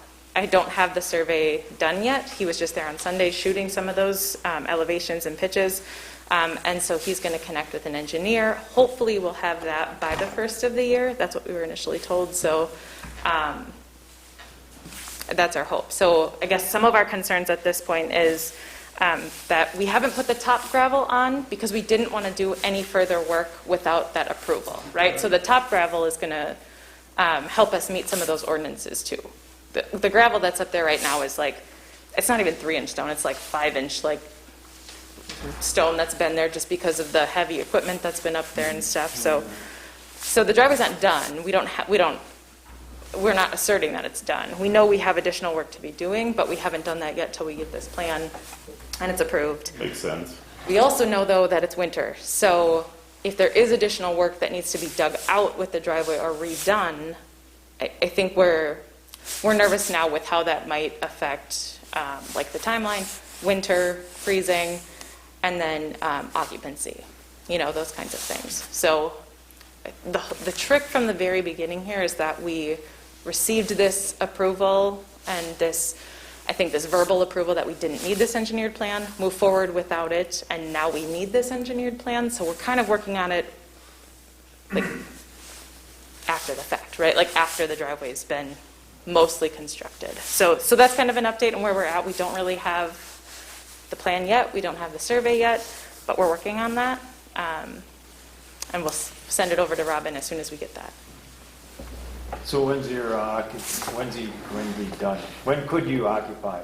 Let's say. Sure. We're hoping, I think it's been pushed back now a couple more weeks, but we're really hoping by mid-February. Mid-February. Mm-hmm. So I guess one of the things we may request or ask for is, could we get occupancy with the agreement in writing, of course, that we would come back in the spring when things thaw out and do any additional work that the plan says need to be done that can't be done if it's frozen. Is there, I don't know your financial situation or anything like that, but if you would, just a letter is one thing, but there has to be something backing it up, I guess. And if it was a development or subdivision or something, we would require a escrow account or a security bond or something that says, in case you didn't do it, then you could fall back and get the work done. So I don't know if that's possible. We could certainly discuss that. This engineered plan and the survey weren't, in our financial plan or in our cost, and now that's a cost that we didn't expect to begin with. And so we could certainly, get something like that, I think an agreement like that, for sure. Because obviously, whatever situation the driveway's in now, it's not really going to get, how much more would get done this fall yet? Well, the top gravel yet, we would still be able to do. Right. I guess my concern is what happens. You get into the house, and you have a fire or something, and the fire department's got to get out there. How the heck are they even going to get back up in there? Sure. With occupancy, the pitch is okay. We're pretty sure that pitch is okay now that we redid it. So it absolutely wasn't at first. We had to pay for 32 truckloads of additional gravel to bring in and fix what our excavator didn't do. So, or additional dirt, essentially fill. We had to pay for it, and so that's how much we had to fill in to level that off. We know that elevation wasn't done right, And so now we think the pitch and the elevation is correct. Obviously, we're waiting on the survey to confirm that, but it's more the, like, making that first turn and getting that turnaround long enough, which again, we'd be using some of the gravel that we're gonna redo over the top. We'd be making that longer and wider. And then up at the top, that is just about 100 feet. It is 100 feet and 2 spots. There's like 1 spot, and again, we didn't do that because some of the equipment was still up there and all of that. So it's not done yet, but we still absolutely can make that a little bit wider to make that 100-foot diameter. Depending on what we get back from the engineered plan, though, too, we're thinking it may be a better fit to do that T at the top of the driveway, the 60-foot T. So we'll have to see what that engineered plan says. But those are some of the things that we're darn close if we put the top gravel on. To get us through occupancy, I think we'd be meeting most of those things. But then in the spring, like redoing it and fitting it better, I think we could do it this spring. Well, I don't know what you guys, I would say that if you expect to get your engineer plan by around the first part of the year, He said by the first of the year, hopefully. then on our January meeting, then we could revisit this whole thing, Sure, would be my thought. Yeah, and then make that decision. Yeah. sure. We just don't want to be doing any additional work until we have that approval in Right, yeah, writing. because you might be throwing good money after bad. And we have. You don't know. Yes, yeah. Yep, okay. So Robin, I guess we'll put her on for, Yep, I just added to the list. Motion to table it, I guess. Thank you. Motion to table till January's meeting. second. Any other discussion? All in favor, say aye. Aye. Aye. All opposed on the same sign. Motion carries to table the driveway permit for Amanda and Brian Wallace till our January meeting. Discussion or decision of the Lake Mills EMS contract. I'm a little bit confused by this because the old contract was up in June. Is that what that said? No. No, that's not true. I didn't bring that with me either. I had emailed that to you, didn't I? Yeah, automatically renews It was itself. signed in 2002, the one. It It's automatically- old, it's very old. Yeah, it's very old. Automatically It renewed. just automatically renews. With the 120-day thing. But there was a date of when it renewed. That's, I think, what... Let's see, how long ago was that, Robin? No, that's right. It was a contingent that if one wanted to back out, there was that notification process. Right, yeah. Right, okay. It was signed by Wayne. 2016. Right, Yeah. there was no deadline or anything No. like that. No, no, they're just Essentially, It just it just, renewed every year. it just renewed every year. Yeah. Okay. I didn't even know we had one. I was surprised. I think your contribution rotates on the annual calendar year basis, so it probably goes into effect somewhere around June the 30th. calendar year. June 30th? June It was 30th. June 30th. Okay, that would be our fiscal year then. And I don't know if maybe that's yours too. So do we? No, not really, but that's what the contract. We have a 2002 contract that was signed, well, Yeah. Long time Long ago, years ago. That's the only thing we have. So, with no deadline. yeah. Yeah, it just says... Well, terms the of deadline's that. June, so meaning the renewal would be in June. Right. Okay. So I don't know if we need to really discuss anything. Well, I don't know where we are at as far as fees. Yeah, the contract may renew in June, but we settle on the contract price in October. When we do our And it's budget. effective the first of the year. Well, we allocated that in the budget, Right, but we yeah. didn't approve the contract. So where are we at? Are we at $10, $14, $20, $15? So it's 29,000, was that the thing? Somewhere around there? Right. I don't know that number off the top of my head. Well, I think it was 29,000 the last time we talked about this. Yeah. I don't know the exact, Whatever. how many people we got? What's your divider that you're using? Or your multiplier? Budget stuff, right? The capita. How many people? See if I got it. 15 times your population. What's that? 15 times your population. It's by the population. Yeah, so the the- population is but based then on we- what the county tells us you County guys tells, have. yeah. Only for the Lake Mills Fire Area, District numbers, correct? Correct. It probably matches up. Like 1904 or something. I got it in my head, but I'm not sure if that's Yeah, But completely isn't that correct. the total? I think that's Town 4 plus, population? I think it was 1908. Yeah, I don't have it in my spreadsheet. It is not the total population. We're well over 2,000. Oh, right, yeah, we're 2030, 2050. Does that include Cambridge people? Well, that's what I was trying to get No, to it's only Lake Mills Fire Yeah. District area. to make sure that you're not double paying, you know? Ambulance, only, Lake Mills, $29,070. Right. That's what it was. Okay. That would be about 1,000. I just got to it. And now what is the level of service rate, because you took that, that's on an average, like, because there's different levels of service that you get or can get, like there's paramedics, there's different levels. We're What- advanced EMT. Okay, And that it would be advanced EMT on the first truck that's out. If it's a subsequent truck, then we're running as a basic level okay. unit. Then if Well, paramedics are, it is, that doesn't necessarily mean you get a basic, you may get an advanced EMT. Probably about 70% of the time we have advanced EMTs on both trucks. And we do have 3 available if the need arises. and if the paramedics are called, then it gets billed and paid to them, not you, right? All the billing gets taken care of with the patient, that has nothing to do with you guys. Okay. So what happens to the service if, say, I mean, I'm just playing theory here, say that you guys end up going out of business, because you don't have enough contracts. What happens? What happens to the town? The day that you guys go out of business, what happens to us in our town? Well, there would be mutual aid that would cover it. I don't believe that's in any real danger of happening in the next, at least in the next year. I do not foresee that. Even if we have issues with the city, we're capable of being around for a year.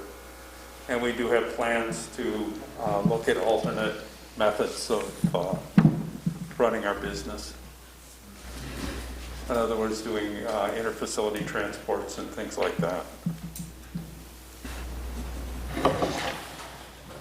I guess I would like to hear some of that before deciding on a rate, because I think that affects rate. Well, we're not doing that right now, and we don't plan to unless we're forced to do that. And then you're really gonna have a hard time plumbing those numbers into your budget because you don't know how many transports you're gonna have. Correct. So I've been down that road, that's a tough alley to Yeah, sneak we would down. prefer to stay as basically a 911 service, and that way it's a little easier to keep the numbers, or to know what the numbers are, because we have experience in that area. Yep. I just have a hard time with 115 or 115% increase. The fire went up 35%, and that was high. But they were a lot more than us beforehand. No, but it was You have to high. remember, is you've been getting a huge bargain for the last decade. But that's not the town's fault. That's a business decision. Well, it's a business decision because of the way we have to hire people now to get them to fulfill the service. And you have two vehicles, 2 ambulances? 3. And what does the third one do? Because I heard through the grapevine the third one sits at Atsaline Motor Speedway. A lot. That's not true. They have a lot of money. That's, And we don't. that's not the primary That's not reason true. for it. The primary reason, if we get a third call, and we have to be honest, we can't always staff it. But it's kind of surprising when we happen to get that third call, we have a pretty good history of being able to staff it. Because a lot of times those come in the higher traffic times, like in the evenings or on the weekends. We have better luck at getting people, or having people available.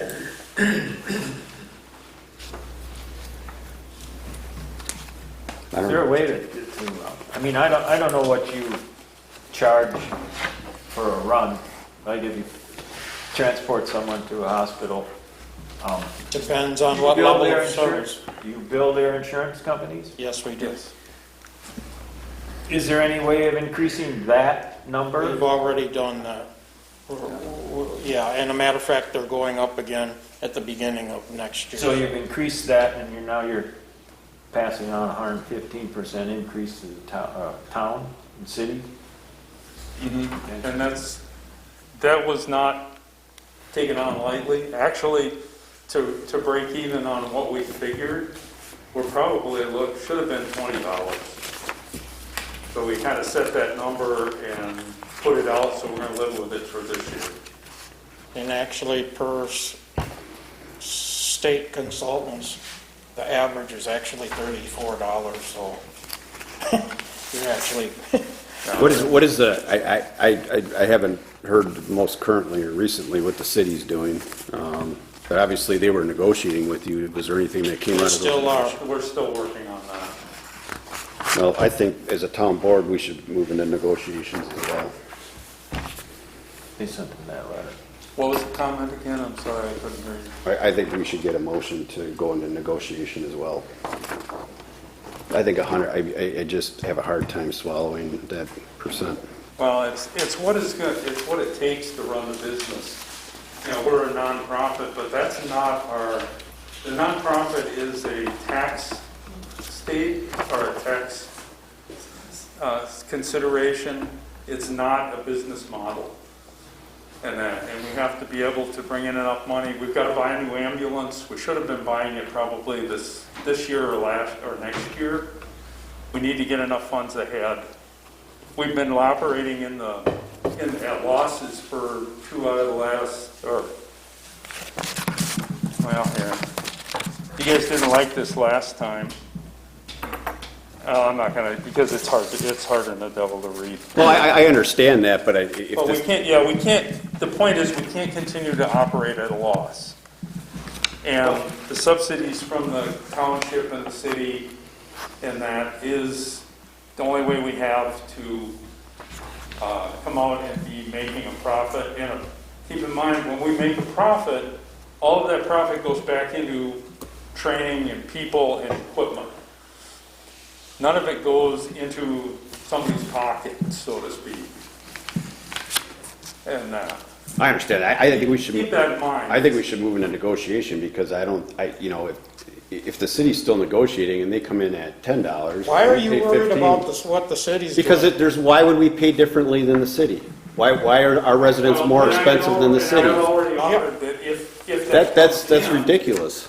Well, we will negotiate with. We're gonna fight for our town residents. But we're fighting for the $15 from the city because that's what we need to be able to stay solvent. Well, they moved into negotiation because they aren't gonna pay $15. I mean, Well, there's a lot of other contract considerations that they're negotiating with us on. And it's not just the price. because I would like to, I'd like to hear some of that, and I'd like to hear some of the STEP program, because I think it's only fair to the town residents that they get to hear that. Some of the STEP program, I'm not. Well, if there's steps that are leading into this, that you're working with the city on, I mean, we should all be on the same page on this. Whatever. This is a community, as far as I'm concerned. I'd agree. And I think it's just wrong for one to get charged one thing and another to get charged something Well, else. we've already said we wouldn't do that to you. You got my word, I'm president, and that my board of directors has agreed with this. If the city manages to beat us down, which is going to be a tough fight, because we don't intend to give. And what happens if the we have to stay negotiation healthy. fails? Well, we'll probably end up working for the time being without a contract. But at some point, we've got to get a contract, and we've got to get enough money that we can stay healthy and stay solvent. Yeah, because it's not. Otherwise, we're going to go away entirely. And Because it sounded like that if you didn't get the city contract, that the viability was in serious jeopardy. That you needed us both. Well, we'd like to keep it that way, yes. That would make things a lot simpler. Do you have a different contract for every one of the municipalities that you deal with, or are they all They're all the consistent? same, and I don't know that the one that you guys are talking about is even the most up-to-date one, because there should be one for 2016. Yeah, we don't, we just have. Well, there was one with the city for 2016? 2016. I don't know. No, we have it for all of them. Okay, for all of them every updated single at one the of them same since time. 2016. Could you Should have been signed. email a copy to Robin? I'll look for it, but I didn't see anything from 2016, but I wasn't clerk at the time either. Okay. If you have it I wasn't handy, here either, but there is one on. Yeah. if you have one handy, if you can shoot it to Robin, then that way it'll save her some time, having to look for it. I mean, granted, we want service, there's no question about that, but it's, I understand it was a big. there's a lot of holes in this thing, is and a lot of it's not our making fault sense. For not increasing more readily or a little bit stronger over the years. And we just kind of got to this point and we've got to make ends meet, so to speak. And right now, if you compare it with anything else that you're getting, again, you are dealing definitely with the cheapest in the county, and you're dealing with actually one of the cheapest in the state. So Yeah. if you think you can do better, what? Yeah, that's just a fact. If you have to go somewhere else, it's going to cost you a lot more money. No, I moved to table this for the time being. So I think there's Okay. still a lot of things going on behind the scenes that we have to hear. When's it due? I mean, if we did, when would you write them a check? When we receive an invoice? Is it June 30th? When You don't need it till June 30th. Pardon? We don't need anything till June 30th. That's what my question was. Okay. No, He said June. that was when they would pay. Motion. That's when they have up until, they have the first 6 months. They're paid up Jim just already. made a motion. Oh, second. Motion Sorry, I to was- table and go into negotiations. Yes.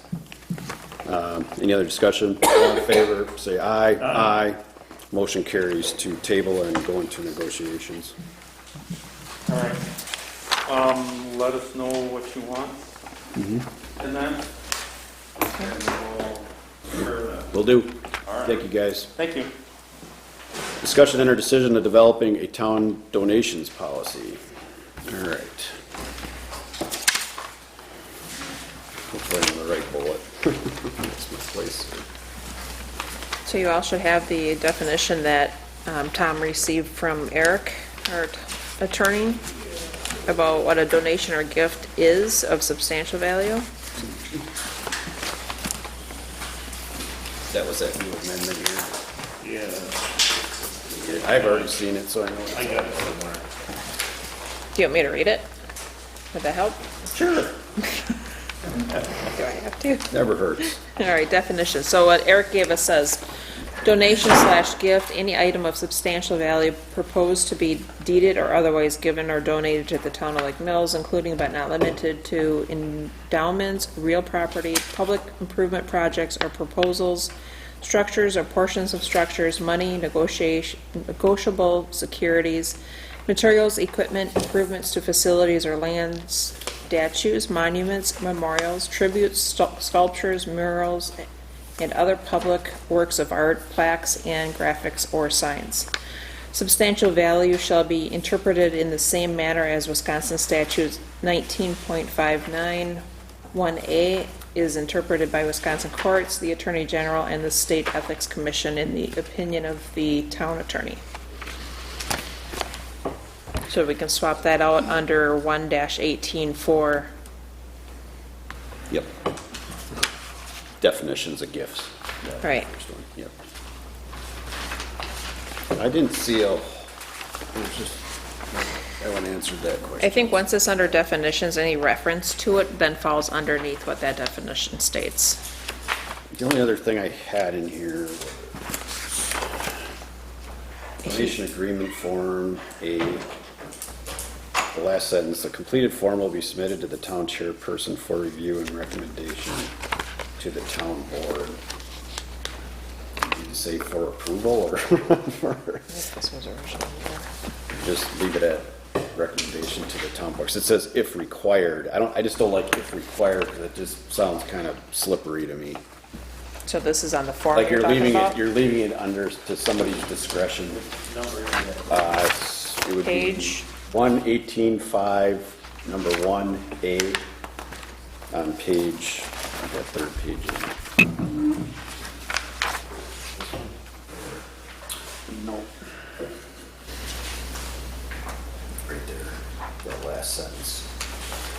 see What the date. page are you on? I didn't bring my copy on one.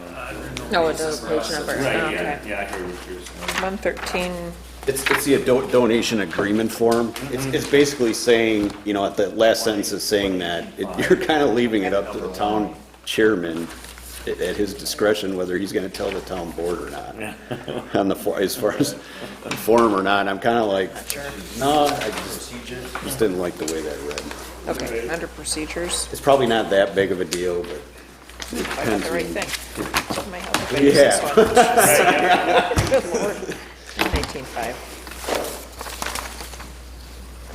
Procedures.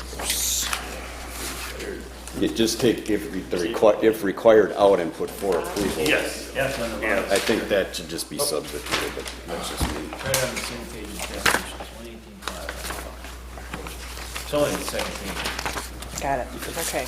Now he was on this one right here, 1.8. Last sentence. Yep, last sentence. If required, take off. So it says the completed form will be submitted to the town chairperson for review and recommendation to the town board, comma, if required. I didn't like if required. I wanted to just say for approval, For approval. just so it's not left up for, like, all of a sudden it disappears or, you know. Got it, okay. That's all I had. Then under policy 118.3 policy, I guess it says, I don't know, it's a technical thing. It says this policy shall cover all donations and gifts. And under his definition, it's donation in parentheses S, gift in parentheses S. I think that probably should be the same. Okay, You know? yeah. So just.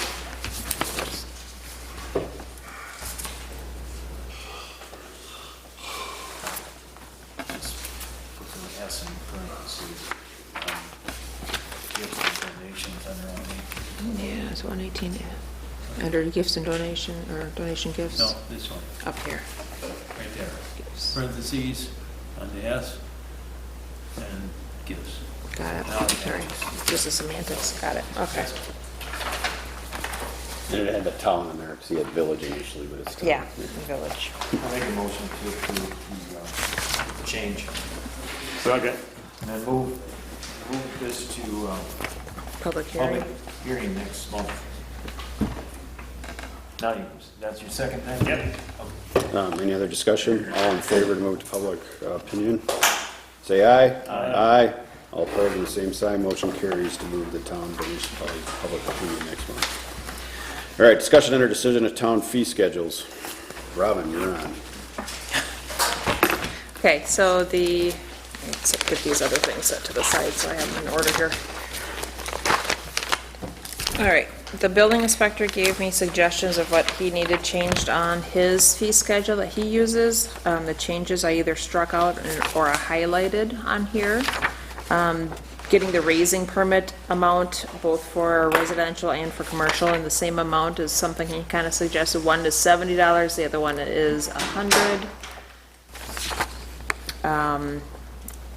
The one that's lower is a residential, is at 70. And 100 is at the commercial, so make them the same.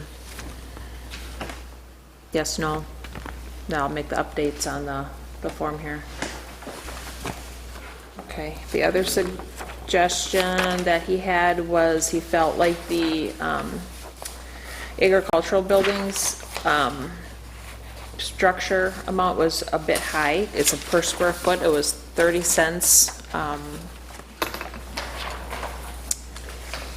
Yeah, per square foot, which he felt was high. He suggested 10 cents per square foot for agricultural buildings.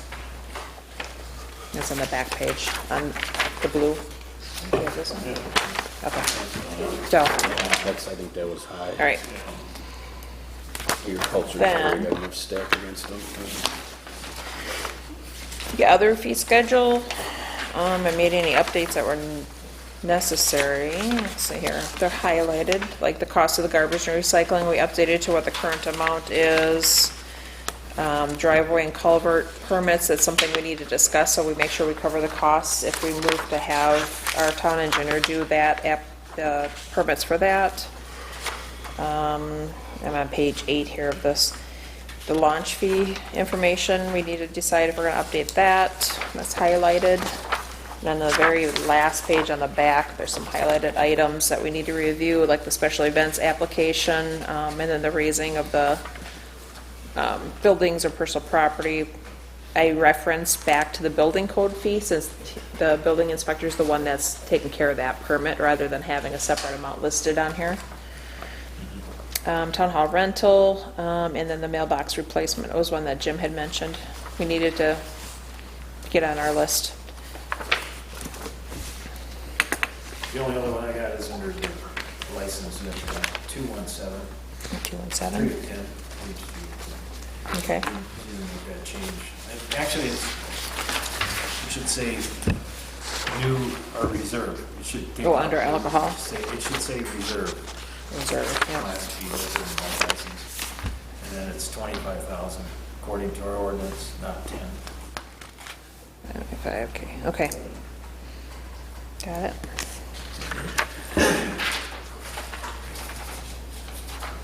And we, there's other things that are ordinance related that I won't talk about. Okay. Save that for Special events and launch fees. well, boat launch fees is $8 is the maximum we can go to. Right. And, We can go up to 10 times the daily rate yeah, for annual. Now, we sit at 40, the city is 50. I told Greg there's, most likely there would be an increase. 40 is pretty cheap. I mean, most people are using the lake around here 10 times a year or more. I mean, and we shouldn't be I think one of the problems is a lot of people do pile into the township because we're $10 less than the city. And my gut is with everything going on down there, their fees are gonna go up as well. And I would guess that they would be going up another $10 to 60.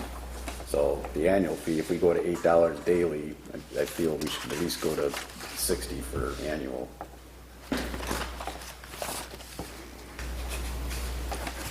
You would make that effective with 2022 season permits, right? Because Right. I've had probably it, already issued. I have an issue. No, she's held off. it. I got one that I've held, and I had another guy call me, and I told him that it was possibly going up to 60, and I told him to call me tomorrow. I would know what You amount. got ESP. No, she's got experience. So anyway, this guy that I got it from today, I'll have to call him and tell him that the fee went up for the 2022 season, and he'll have to send me an additional $20 if you're raising it. Envelopes. Signs, No. plus the actual Yeah. envelopes. Yep. I don't know how many we have, we usually got quite a few, but I think he ordered some at the end of the year, towards the end of the Well, the signs need to be cleaned and everything else. I mean, You can change it on the website. they've been, Right away. yeah. In the signs, I think you can actually get the adhesive, almost like a big sticker. Once you get the sign cleaned, you can adhere that over what's up currently there as well. Right, Yeah. right, like a number. and So it's stuff not like that. replacing the Like those- entire Those are sign. minimal, but the slow no wake thing, that's a whole nother, Yeah, that changes a lot of that would formatting change and. the full yeah. format. That's gonna need a whole board and that. For temporary, for the probably change of gonna be fees, hearing it's, about that in a right. theater near us soon in 2022. But as far as the fees concerned, I think that's an easier one to do on the board, So are we looking then at $8 for a daily fee and how much for an annual? 60. 60? Okay, so what I've got on there is okay. Because when we're all done going through this, and I've got the resolution typed up to adopt this as we decided. Yeah, I'm good with 60. Yeah. Let's back. There's a lot of lake issues and things, I mean, especially in those landings where there's gonna be a lot of maintenance requirements and things like that. We have to be able to pay for that somehow. Let's backtrack to driveway and culverts 5-7 on page 8 for the $100 fee. We had talked about having, and it's later on the agenda, to have Corey Horton, our engineer, possibly issue those permits in the future. $100 is not enough. to cover his costs. Plus, we have to think about the administrative costs for myself of getting copies to everybody, like the building inspector and shuffling papers around and such, collecting the fees, et cetera, as well as Sharon's processes. 200. I know I chatted a little bit with Corey about it too, and if there's some that are more complex, that maybe we need to address it in our ordinance, that any additional cost because of more complex situation is then assessed to the property owner and invoiced to them. Yeah, because this last one would have been in that category for Okay. sure. Got it. So this is just like a baseline for a normal, it's pretty straightforward. We need to, I understand the engineer do the inspection of these flagged lots, the long driveways. Yeah. But I guess I'm questioning whether we need to do all of them. I mean, a lot of them are they're a couple hundred feet long or something. As far as not have him review all of them and have somebody else sign off on it instead, first? I was just trying to take it out of the town board's hands. Because Okay. it just, one, we lose consistency. Two, Yeah. you take out I mean, we're all in the town, we all know people, and somebody's saying, hey, can't you do me this favor? You know, I mean, it just takes all that out of the equation. You're using an independent party. How often charging are for- you in Lake Mills area? Just on a needed basis? I mean, before COVID, 3-4 times a month I'm driving past. Oh, okay. So, All right. And I think the overall quantity of driveway permits isn't gonna be like it has been, because we don't have a Right, subdivision yeah. going And on. most of them have all been under 100 feet. And we're putting it, we're not putting a board member in a compromising situation, any kind of compromising situation, where things could get, Or if there's something that has to come to the board, then then you don't have a board member that has to recuse themselves because they've already yeah, issued we a don't have a permit. huge board, so it just eliminates a lot of issues. So Make two- it easy rather than trying to pick and choose lengths of driveways and stuff, that'd be tough. So 200 on that one? Then special events. Yep, special events was the only other one. Gave you a copy of what the county uses for their shelter rentals, because it was kind of a scale.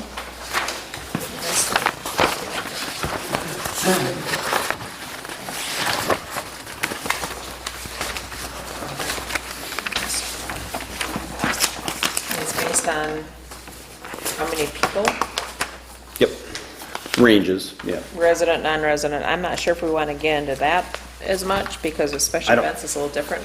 I don't think we need to get into that. I think it's just ranges of maybe People? 3 subsets of ranges of people, because it's not fair that a regatta of 30 is paying $100 and 700 people are paying 30 or $100. The cost per person for them is over $3 a person, and I feel that we need to make that scalable to pay for some of the resources we have to expend, including I looked at just the administrative things that you have to do about having to contact all those people. It's crazy. I mean, we have to be able to pay for that. I would suggest that we don't do a deposit. That's more work administratively, but that's just a suggestion. We used to do that with the town hall rental, and it was just. So what are the ranges of people? You want to do 1 to 100, 101 to 200, and then 200 plus? Or do you Or need 250 plus, maybe. 50? Yeah, less than 100 is, and do we increase that fee to, do we keep that at 100, or do we increase that to 100 and a quarter, or? I just want to make sure, admin's costs are, there is even in a regatta at 30 people, you got people on the lake. So there's patrol out there and extra resources that have to be expended there too.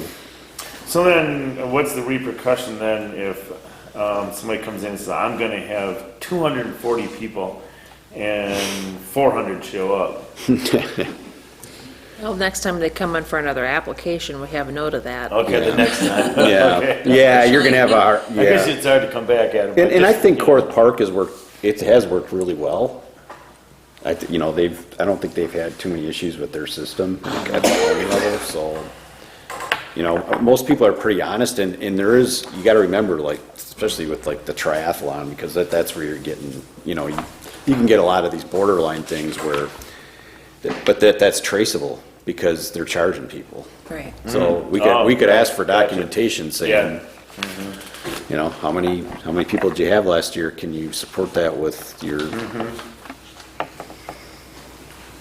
And they know. I mean, we kind of know. I mean, I think you guys, everyone's had experience year to year how many people are showing up at these things. So let's go the other way then. There would be no refunds. So if they say they're going to have 240 people and only 99 show up, no refund. Yeah, no refund. No refund. Yeah. Yep. Yeah, we don't want to get in. Yeah, by the way. We don't want any extra admin. Together. So we did pass one. Yeah.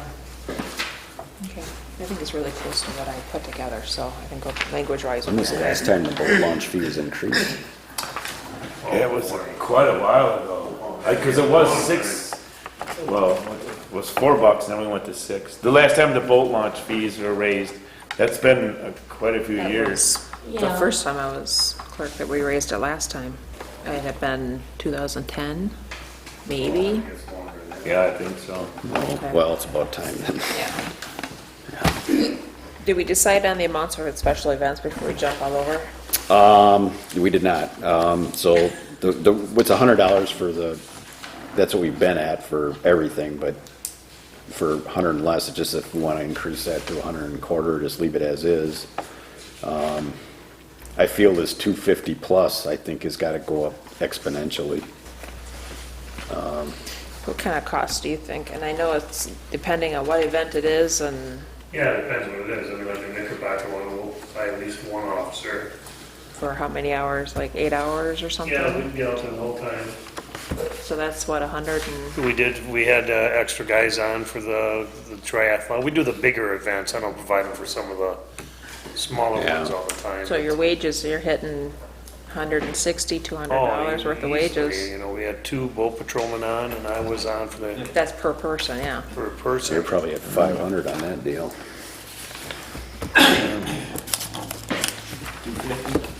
Either that or, I think the towns have to charge based on what is actually spent. So do we then have to invoice them back for the police charges once we know what they are?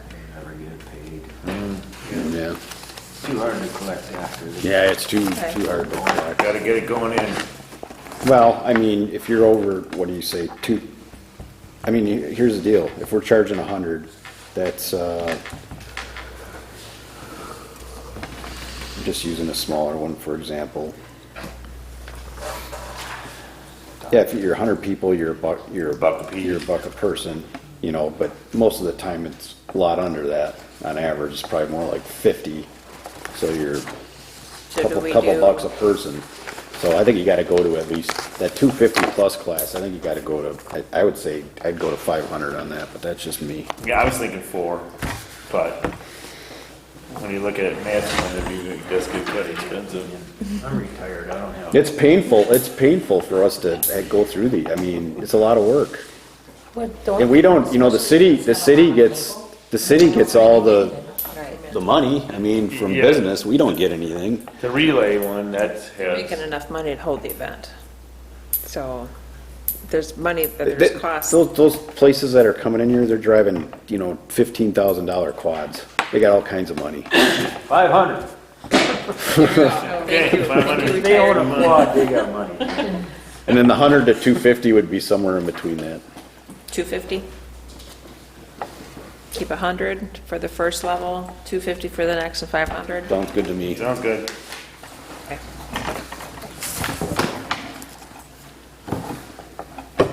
And is there any others that we need to look at that we haven't discussed? Reserve. Any others you want to look at increasing or decreasing or changing? Nope, I'm good. Okay. got all those noted, and then we have the resolution I gave you a copy of that. Somewhere I can put here, the fee schedule. It's a shorter version of the two. Yep. Somewhere it's buried in my stack. I'll share. You Yeah, I share? know, it just gets, Jim did bring a copy of an older one that we had approved. Which language would you prefer to use? no, this is the one that was done in 2019. This is the one that,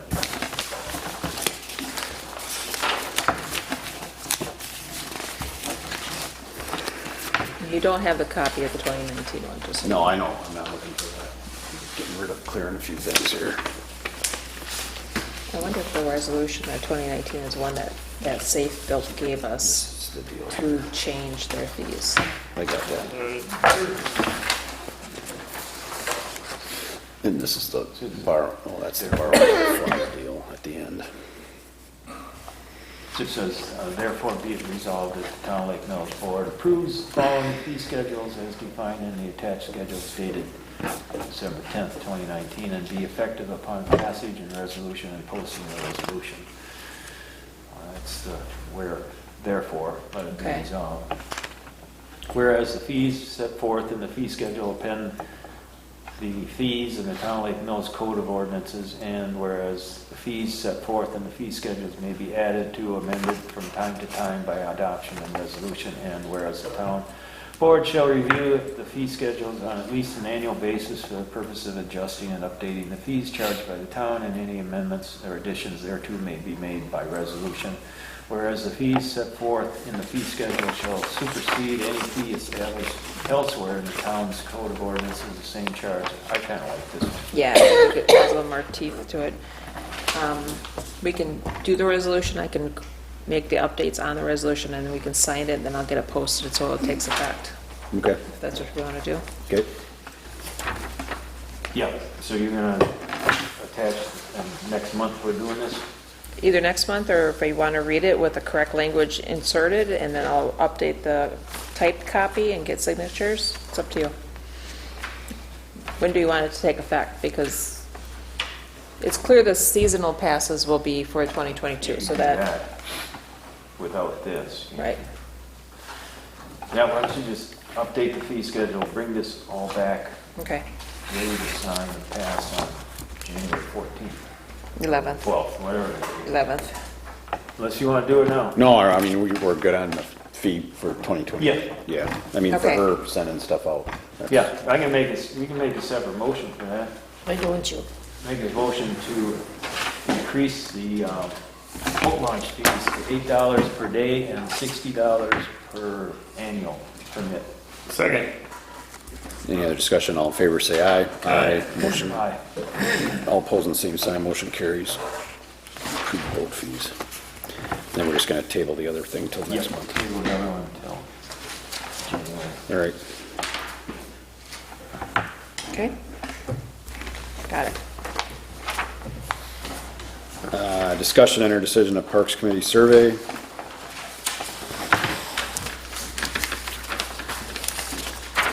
Sorry, Jason. Hey, no problem.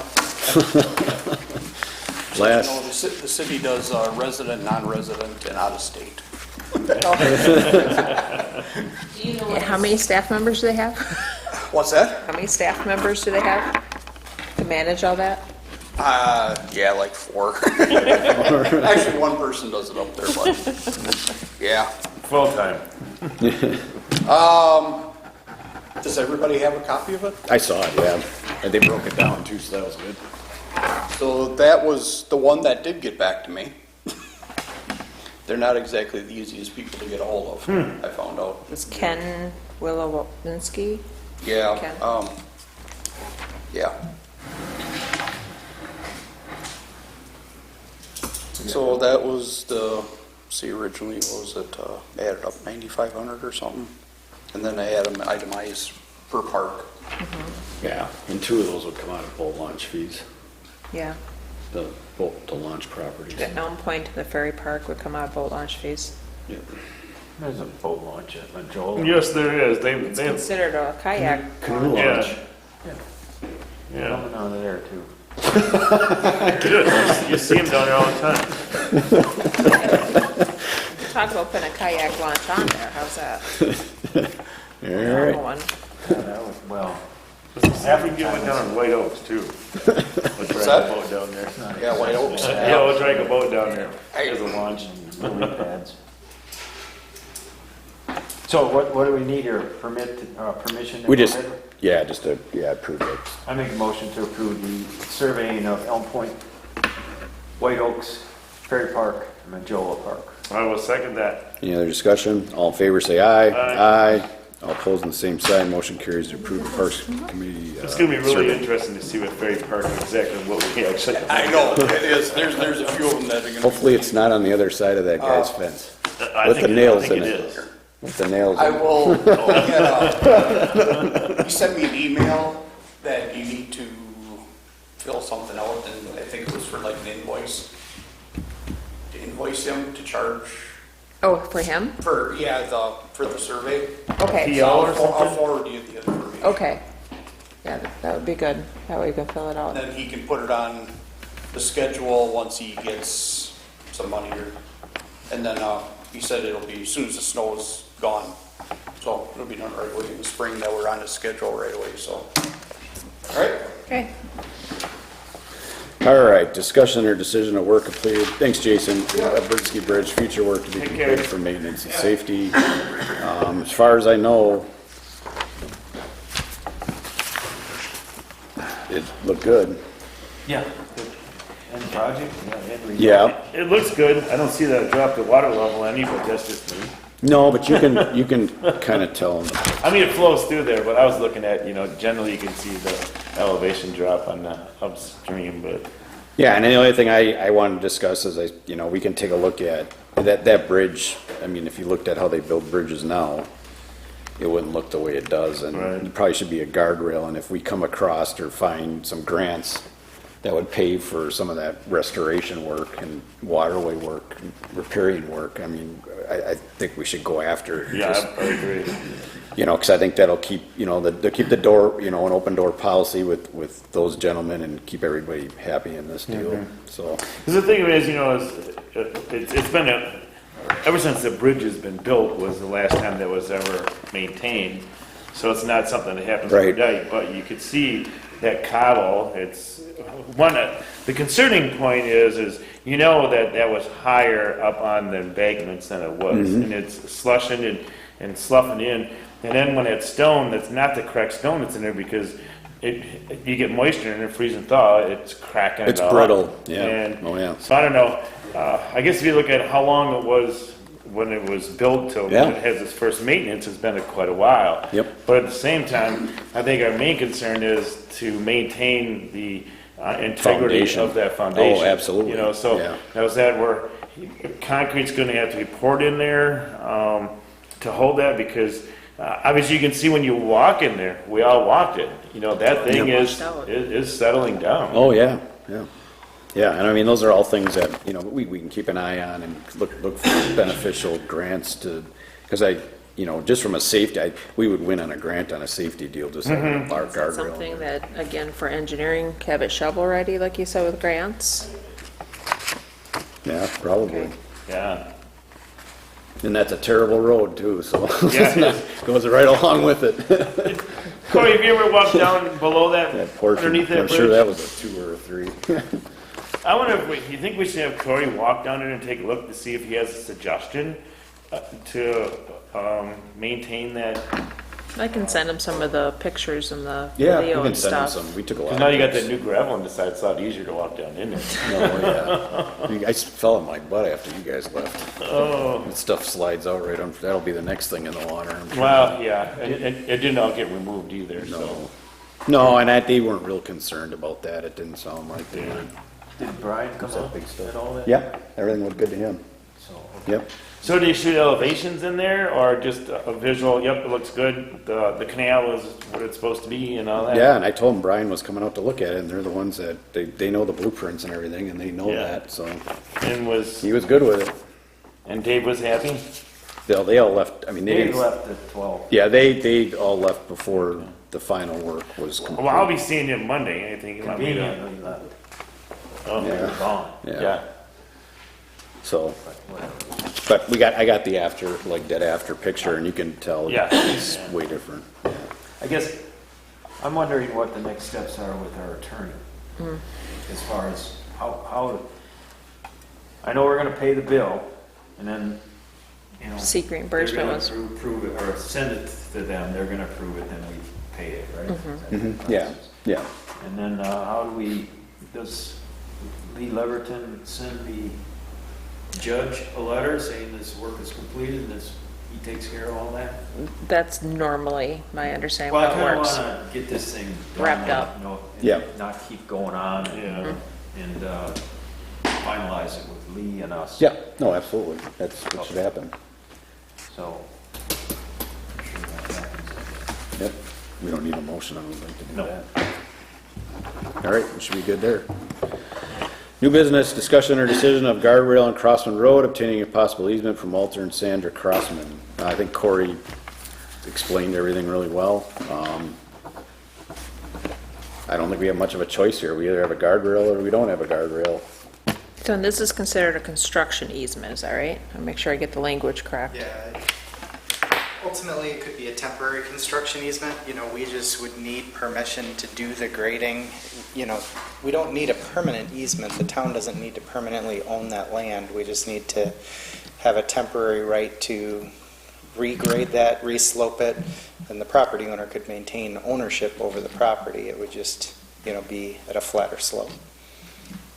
And those negotiations didn't go stellar, I don't think, did they?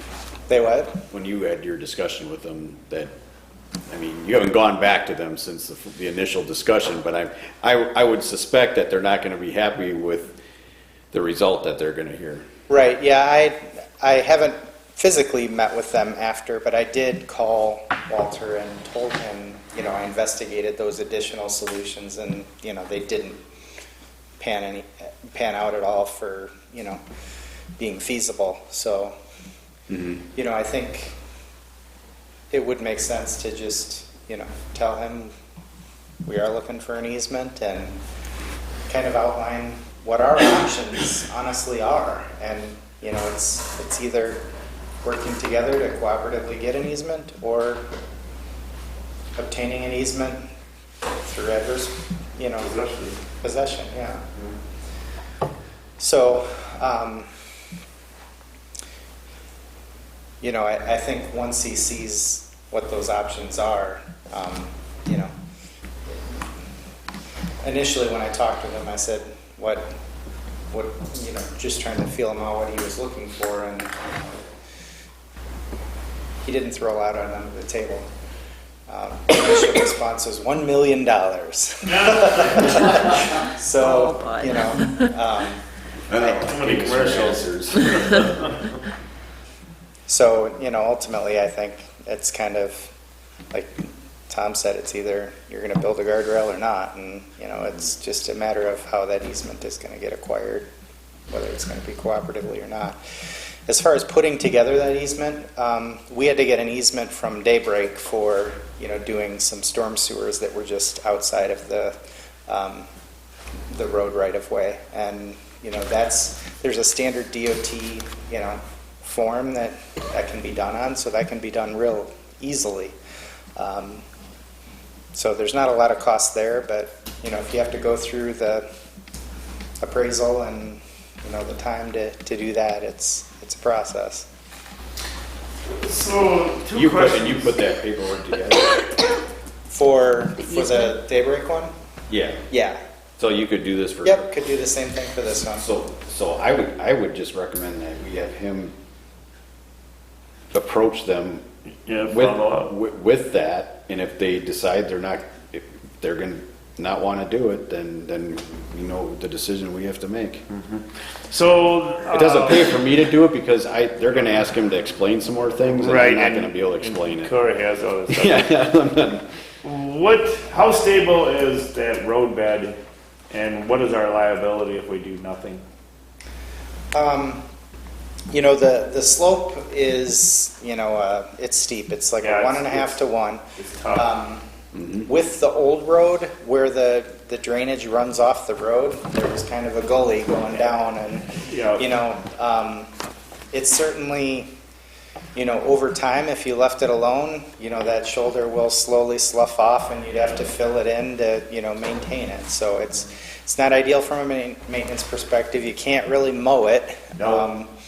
And then, yeah, so really something should get done with that to, you know, try and flatten it. It would be safer, more maintainable, and just, you know, it's the right thing to do, I think. Yeah, correct, it is. The town's liability? So liability-wise, you know, ultimately, you know, that's a legal question, I guess. The city, I know. the town attorney could advise you on that. In general, you know, municipal units of government have tort immunity over things like that. In essence, you don't have unlimited funds to make everything perfect. You have to use what resources you have to do what you think is in the best interest of the town. Right. So, you know, in my experience, when I've run into that with municipal government, you know, obviously you can get sued for anything and dragged into a lawsuit where you gotta, you know, then have attorneys and defend you, and it can cost you money, but in the end, ultimately, most of the time, you know, you're immune from, you know, lawsuits like that. Right, yeah. All right. That hole has been filled several times. Several times. Yeah. We've, Over the years. Yes. A couple of years, yeah. to fill that. So part of that is because of the steepness. The culvert had also pulled apart, which we've had to dig in and refix the clamp that held two sections of pipe together that had pulled apart. So that pipe was leaking, and that was causing some of that erosion, but certainly a portion of it is just from the road drainage going down that steep slope. So the other thing is that there's a phone pedestal down there. Is that being used? I believe it probably is. It was hit when a vehicle went off of that before, and have I it think in my they line. put a bag over it and just kind of left it. we got them all over the neighborhood. Yeah. So It's crazy. ultimately, that pedestal's in the town's right-of-way, and if, you know, you need them to relocate their facilities for purposes of the road, it's non-compensable. So basically, the town would not have to pay the utility to relocate that pedestal if you're regrading that slope. So, But it's a scheduling issue. yeah, it could be a scheduling issue of, they might need some time to schedule to do that. And then as far as the temporary easement versus the easement forever, wouldn't it be in the better interest of the town to do the easement forever? What if they decide to dig in there? You know, Maybe that's future basically a pit. maintenance. It's been excavated out. I mean, Yeah. and, you know, they could go in there and start digging away at that bank, Yeah. fill it stuff. Yeah, that's certainly true that if you had a permanent easement, you retain rights and control that entirely.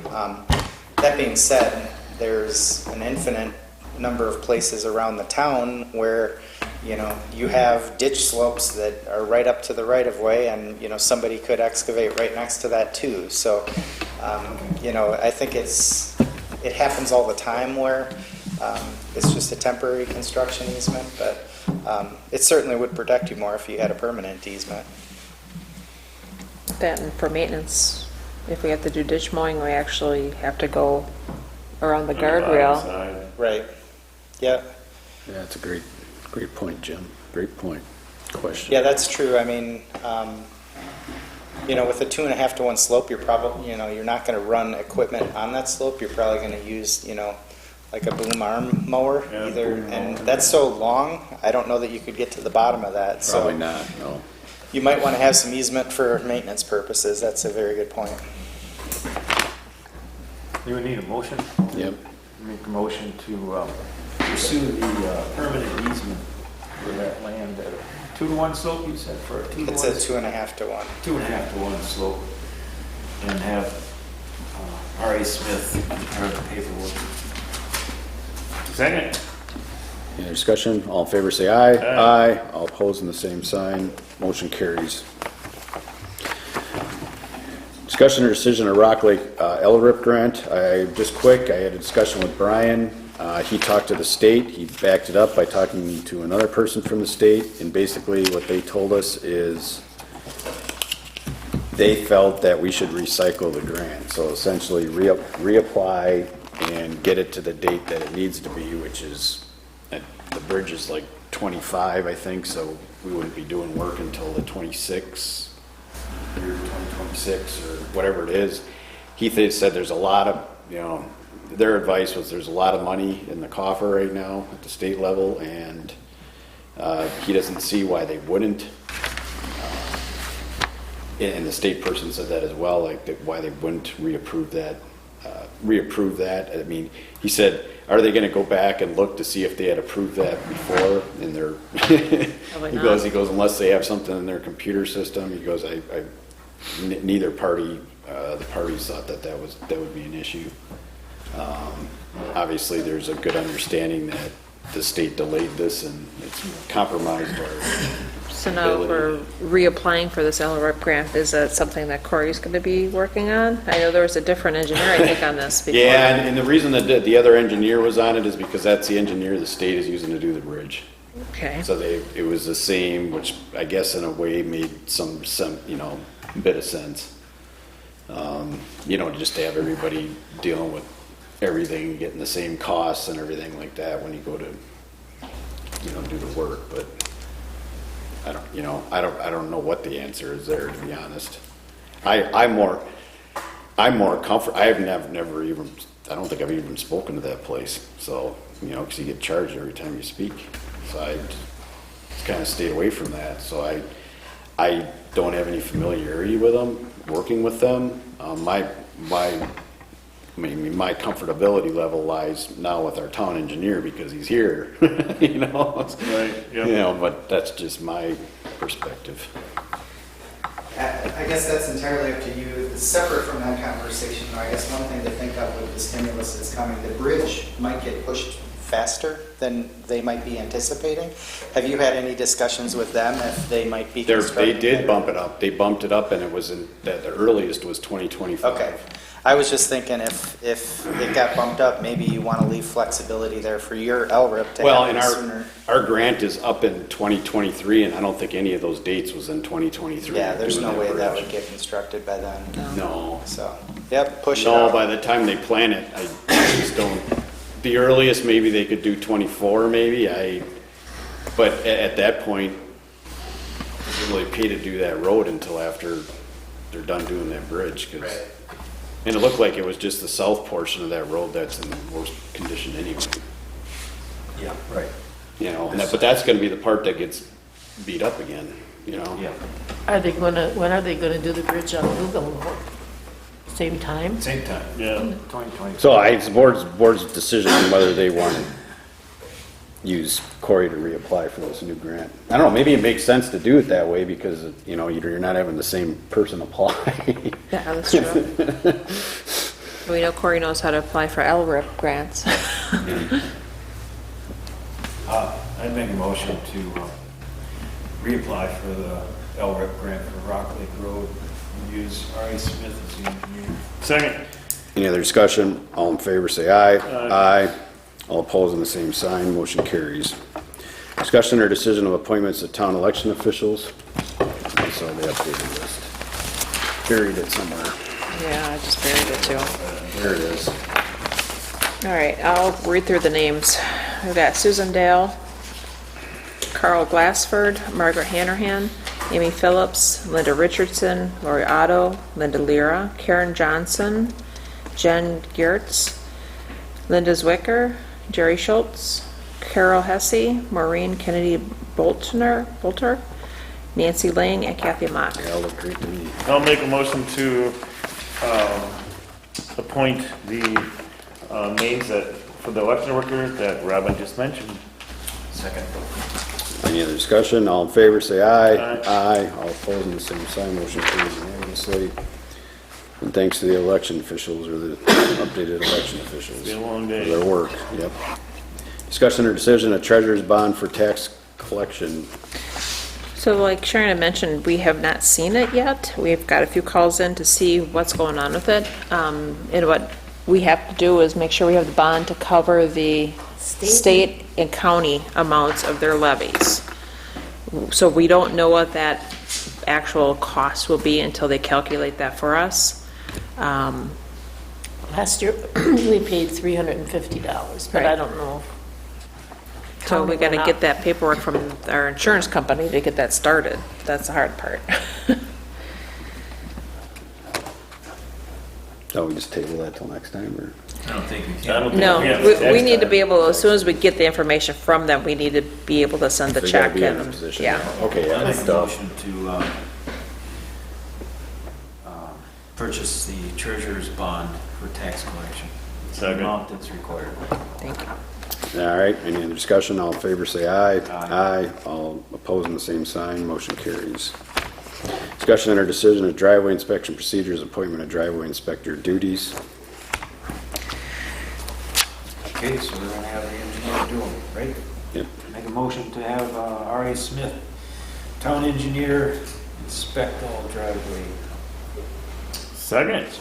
Any other discussion? All in favor, say aye. Aye. All opposing, the same sign. When does this take effect? Right now. Right now. Says the former. Yeah, there's about 5 of them to do tomorrow, no? It's really been quite quiet the last couple months.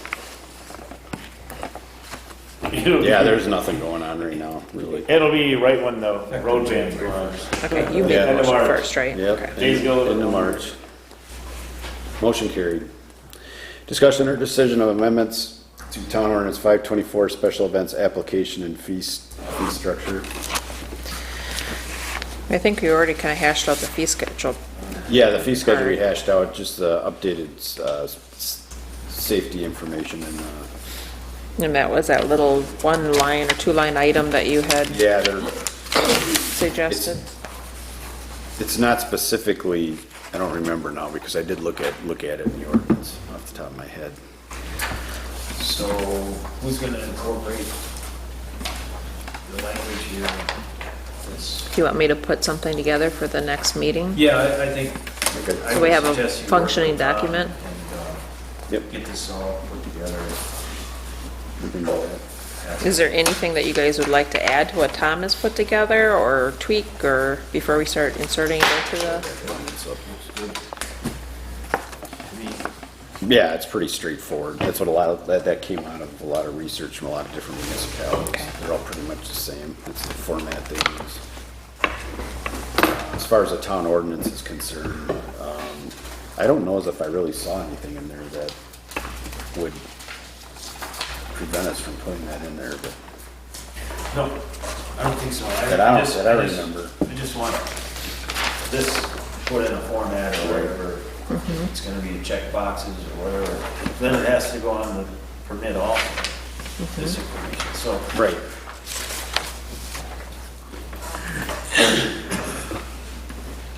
So we're just tabling. Yeah, I'll make a motion to table till January. This is January already. Uh-huh. Well, this will all be quick stuff though. All the resolutions. Second. Yeah, I did. Oh, sorry, any Yeah. other discussion? All in favor, say aye. Aye. All opposing, the same sign. Okay. Discussion or decision of the boundary agreement renewal with the city of Lake Mills. Well, I don't know, I just, to me, it doesn't seem to have any reason to continue it again for the town of Lake Mills. 90% of that property that we were trying to protect 20 years ago is already annexed to the city. There's very few properties along County Town V that are left, that are in the town. And the city's been hassling them all along as whenever they want to do something. And then they started hassling the residentials on Highland Road and things like that. So I think this boundary agreement's done and should be, town should just go back to the original sanitary sewer agreement, 1992 agreement that was signed. And then the sanitary sewer district will shrink in size again and it'll go back to what it was And also talking to the attorney, he gave the opinion that they still have to continue to pay the fees until they expire. They were due 20 years after their annexation time, so we'll still get some revenue, but it'll be decreasing every year. That's my opinion. They haven't met in 10 years anyway, the ETZ. And the other thing is that I've been told that the town of Lake Mills is the only one in the whole state. In the state? I know the county for sure, the county office have confirmed that, but Could very well be, though. I don't have anything else to say on it. Other than that, I don't think the city wants to deal with it anymore either. because it expires this coming November year. 2022. Another year. 11 months. Okay. Do you want to render to a decision then, or do you want to render a decision now? Just let it run, let it Run its expire. course? Well, I just gave you my opinion. I don't think we have, I don't Do know if we make a anything. motion tonight, but you wanted information to your meeting that you're gonna have Yep. with the city and talk to them Yep. about it. You can, I'd make a motion that you could tell the city that we are not interested in pursuing. Yep. Yeah, a second, I agree. Okay. Any other discussion? All in favor, say aye. Aye. All opposing, the same sign. Motion carries.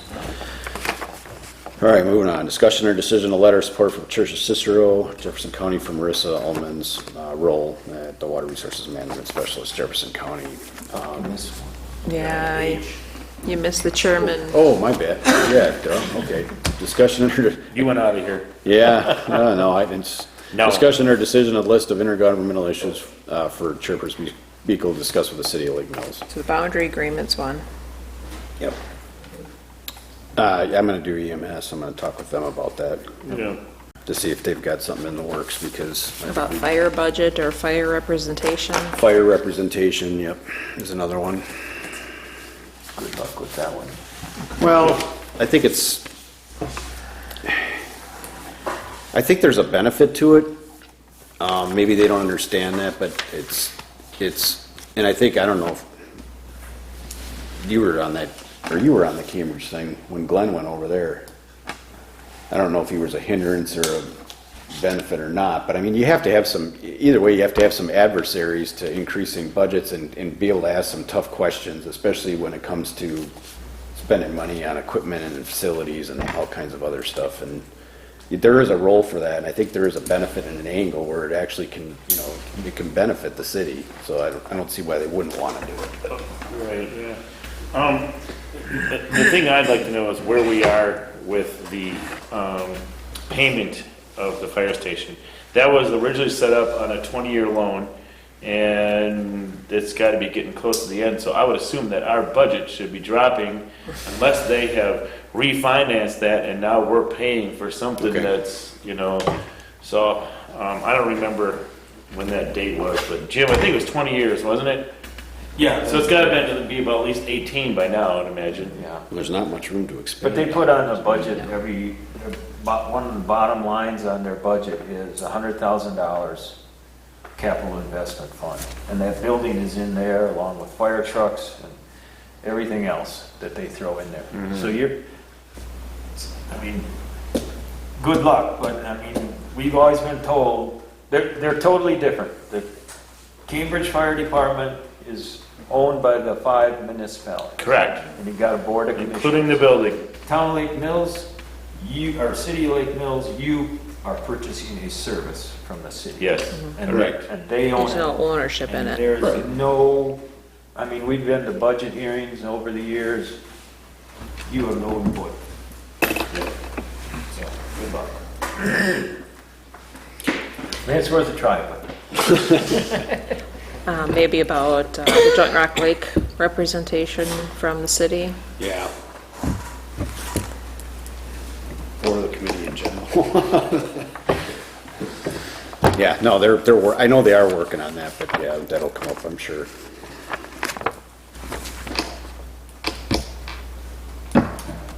Is there anything else?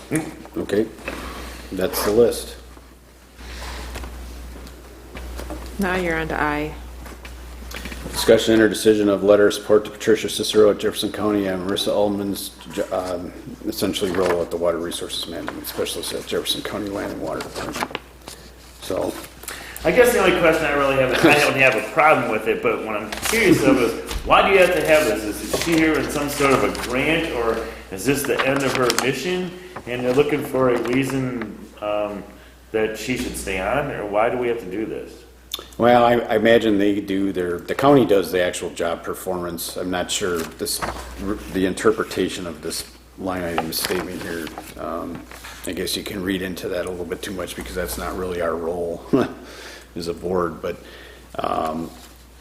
it's beneficial. You know, it is beneficial for the county to have somebody in that role. I'm not. And I'm sure with state budgetary concerns and cuts and everything else, I'm sure, you know, they're always looking for, you know, ways to reduce, you know.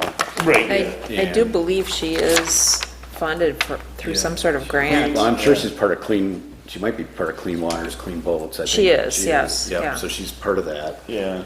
So,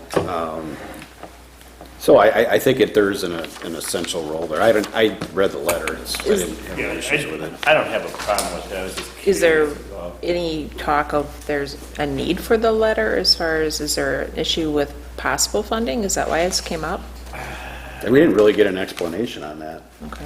And I don't think Patricia in her email gave an explanation on that. It was more just, I think this is probably an annual thing. They go through a performance review and just having additional letters of support, you know, as to how they're, you know, what their role is and what they're doing, you know, for you and your community. So this came from the Joint Rock Lake Committee. This was their idea to Yeah. create this letter and. Yeah, okay. that's what they approved. Yeah. Did they want to write the letter? They're right. They want to write the letter. Yeah. So we're just giving them permission to write? Yeah. Yep. Okay. Yep. I make a motion to allow the Joint Rock Lake Committee to send a letter of support for Marissa's Second? position. As written? As written. Yeah, that's written. Is that correct, Jim? Yeah. Any other discussion? All in favor, say aye. Aye. All opposed on the same sign. Motion carries. Any correspondence? You got? Nope. Amendment? Jay. Oh, yeah, we got. Amendment J. Yep. Yeah. Most important one. Discussion or decision of seeking a loan, for Crossman Road project costs while completing the reimbursement of the LRIP grant received for the project. All right. They submitted pay requests of $537,735. And Corey, you just sent something else today too, didn't you? Yeah, so the original pay request excluded a portion of the restoration that hadn't been completed yet, and that is now completed. So I actually requested Payne and Dolan to give us a second pay request to cover the rest of that restoration. Is that the 13,300? Yeah. That just came this afternoon And or evening? so it's actually, 14,000, but then there's retainage that's held back. So I guess we need to know what amount we need to be seeking a loan for so that we're not having, like Jim had pointed out, not having to keep getting another loan. We need to know that final The amount. exact amount. So You're saying that the original cost of $593,393 is not, maybe won't be reached? So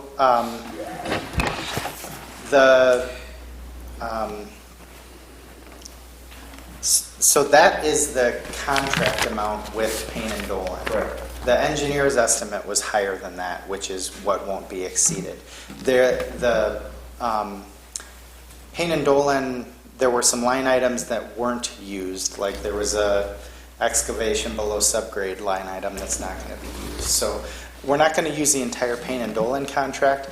The only thing that we have floating out there is this guardrail. And the guardrail costs and the reshaping of that slope. So Ultimately, the reason why I got that second pay request was so we could essentially close out Payne and Dolan's contract. You can apply for reimbursement through the grant and get the money back from the grant more quickly that way. And then we can handle the guardrail kind of separate from it, mostly from the loan perspective, because otherwise you're going to have to wait until everything's done and completed before you can get the grant fund reimbursed. Because it's a reimbursement grant, they will not pay you back until you've paid the contractor and the project's complete. Right. But you just said earlier that your $435,000 was the maximum amount the state was going to pay. Right. But if you submit a cost now, Right. and The bill, we gotta. bill it, and it's, their portion's only $425,000, there's $10,000 problem here. So- They're not going to give you $435,000. So I believe that they're honoring what the MLS grant was, which was a 90-10. So if we're expending $500,000 plus, the town's portion is only, $50,000. So, that well exceeds the grant amount that they should reimburse. Do you see what I'm saying? Yeah, I understand that, but we've got to borrow, we don't have any money. Yeah, we have to borrow, We got to borrow the whole amount here. Right, yep. And then, but I don't feel we should be borrowing a portion of it now and then find out we need another 50,000. Oh, for sure, for Right. sure. So we want to be at the maximum limit To Right. borrow, yeah. to borrow. And I think, that's my question, if it's $500,000 or $600,000, are we going to exceed $600,000 for the whole project? Including the restoration of the, Yeah, so I had given Robin that number before, so I took that pay request one plus the Right. 14,000, and then I think I added, I want to say it was like 42,000, and I may have rounded it up slightly, just to make sure that we cover the slope regrading and the beam guard. And I think I had forwarded all that to you guys via emails. I don't think so. Okay. When was it the estimate, when you sent that part, so I could search for it here? Was that when we were talking about how much to Yeah, pay on the loan? right. Okay, hold on here And then. if you want, tomorrow I can look through the numbers and really kind of hone in on what that dollar amount is, so you're not getting a loan for more than what you're going to need, because that's obviously costing you money too. You don't want to go back and get two loans, but you also Yeah, don't want attaches the pay over- request. Okay. We'll have at least 14,000 to cover 100% of restoration, and we may have additional, I'd estimate the additional invoice to bring the total full contract amount 55,000 or more, 55,000 more. So you So did, that was in this image that you sent? That's nothing. it was just a text portion on an email, correct? Yeah, so what you read, I think, is what you were referring to, that 14,000, Right. yeah. And then you said it could be, it shows an unused portion of 55,000. If we need to borrow money for a short time to pay this, we want to make sure we, that was your question. Yeah, and I guess I don't know if we calculated it in, there's retainage in those contracts that also will need to get paid. Right. What do we need? Well, the original was 593. Yep. We got 28,000 retainage, and they're only asking for 566 total.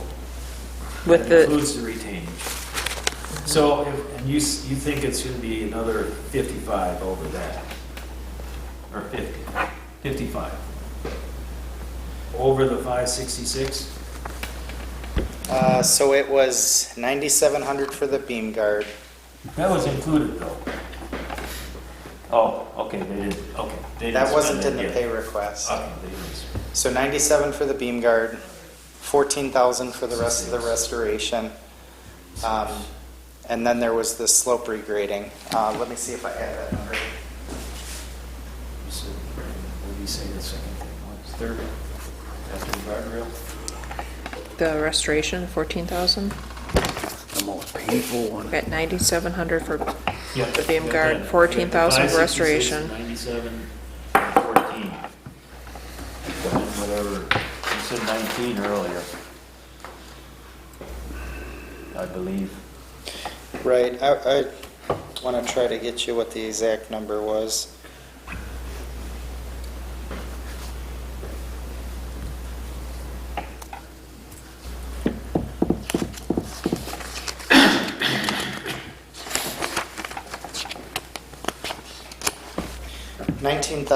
$19,025. So $19,000 and $19,025. So $608,761. Yeah, 16. All right, so if we take, we still have the 250. Well, it's less. No, Yep. starting at 250. Okay. Taking out the engineering fees that have already been paid, of 68,644.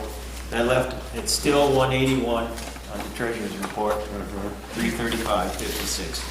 Minus R.A. Smith's invoice for this last month, which was 93.10.50. That I had before tonight, excuse me, 172.025 left in that account. Okay. But I understand he submitted. There's some more, additional. yeah. What is that? It was minor, it was smaller. Yeah, they were smaller, but. There's my stack here.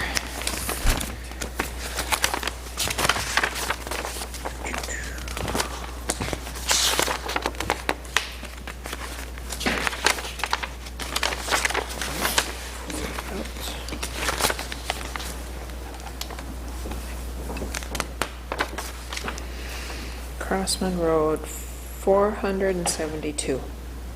And there was no. That one is for Contes and municipal engineering, so that's not Crossman. It's 171,553 now.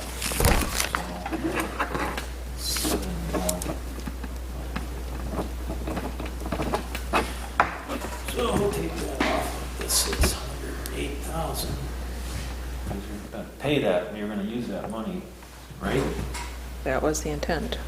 Minus 171,553 equals 437,208.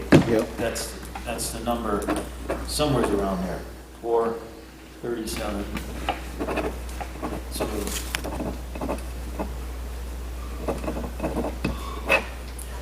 what do you want to borrow? 437,208 or 438? 8. 438? 438. Yep. 38. All right. So then, to make up the difference when we're paying the invoices to Payne and Dolan, we're going to use the remaining amount of that Crossman Road account, savings account. Should be 171,553. Or you guys figure that out. Yeah. After these two bills. Right. And the one we paid tonight. Yes, Yeah, you figured that one in there. that one's in there. Okay. I would sure like to see an accounting of all this and, because It's gotten if complicated. not, it's good information for later when we do a project, so that it's, these projects need money someplace. Well, part of it is not having a whole lot of information on this one. No, I know, That's but, really hurt. yeah, can't blame anybody, I guess we all knew the rules. were. Did Payne and Dolan invoice separately the culverts, so we can use that for bridge aid come spring? Or could you get them to do that? So they're all a part of the invoice. The invoice for all of the storm sewer work is a separate unit price item, so we certainly have the calculation of how much that is. Okay, all right. But we don't have that itemized, you have that itemized? I think Tom has a copy of the contract, which has all of the pipe stuff, but actually, that's a part of the pay request. It's the second page of the pay request. All of those pipes, the manholes, the frames and grates, all of those were the drainage items, I think, that you're referring Yes, to. okay. Now, are we able to apply for that, being that because part of that's covered by the grant, the LRIP grant, correct? It's all part of the project. So yeah, So what can were you we- looking to apply that for? Well, For bridging, Yeah, for bridging. the county. it's a matching fund, like $3,700, and then Almost right. and they match with 3,700 and put it into account in Town of Lake Mills, so that it can be used for future projects. Okay. But we don't get that for a year, so we have to Yeah, you put it install in a it, year pay ahead of for time. it, and then you apply, and then a year later you get it. Get it. So is that state money then? County. No, it's county money. Okay, so, I mean, maybe since this was, state funded with the grant, maybe it doesn't matter, and it would be eligible. So, yeah, I think I would get the pay I think it's request worth a from shot. Robin and include it, yeah. Yeah, it's worth a shot, yeah. Talk to county highway commissioner. Yeah. All right. We need a decision on this loan amount. Oh, yeah, I make a motion that we apply for a loan from the bank. The resolution for borrowing funds. Yep, sorry. No, that's okay. Somebody else has it, they can do it. You want me to read it? Yeah. Okay, so resolution borrow funds. The town board of the town of Lake Mills, Jefferson County, Wisconsin, by this resolution adopted by a majority of the town board on a roll call vote with a quorum present and voting and proper notice having been given, resolves the orders as follows. By the provisions of section 2466 of Wisconsin statutes, all municipalities may borrow money for such purposes in the manner prescribed, and therefore it be resolved that the town of Lake Mills and the county of Jefferson, Wisconsin borrow from the, let me fill in the institution, which, Bank of Bank of Lake Mills.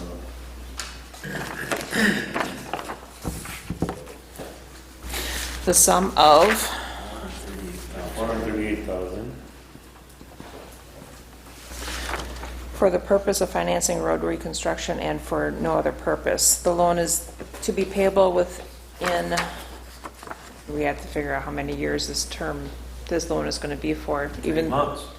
Just 3 months Should be able to wrap this all up in 3 months. for reimbursement?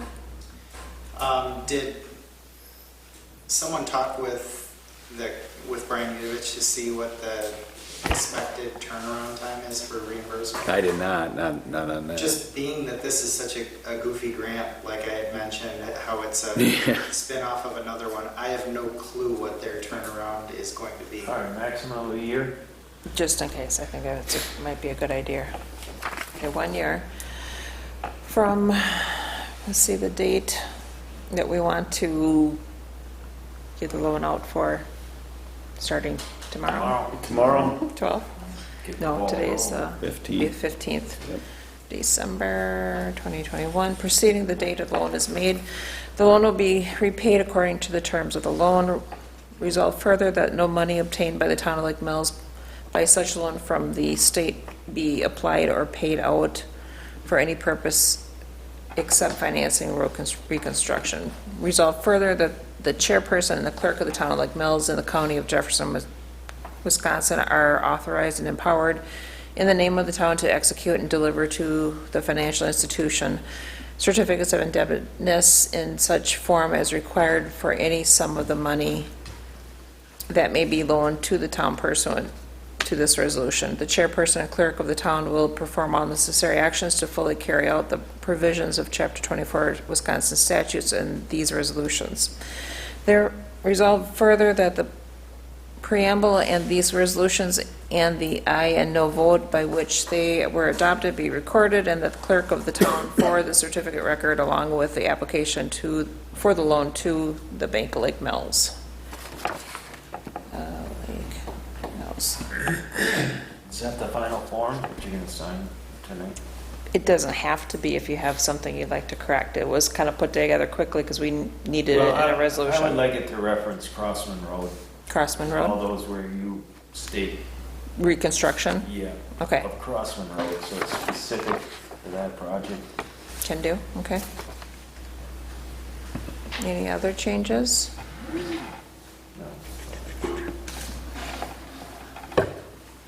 And then adopted the 14th day of December 2021, if you make the motion. I make a motion to approve that resolution. Second. Any other discussion? All in favor, say aye. Aye. All opposing, the same sign. Motion carries to approve the resolution. Well, hopefully it doesn't take a year. Yeah. Well, Interest. $2,400 3 months. Okay. As long as there's no prepayment on it. I can we ask have Brian to keep tomorrow. it a year. Brian's good, I'll ask him tomorrow. It is a goofy thing, and it's a goofy time right now with everything getting delayed and all this crap going on. I got it someplace. Okay. Who knows? Yeah, there's a fee for it too. Okay, correspondence? None? I received an application for a liquor license for the new owners at the truck plaza that we'll be looking at the January meeting.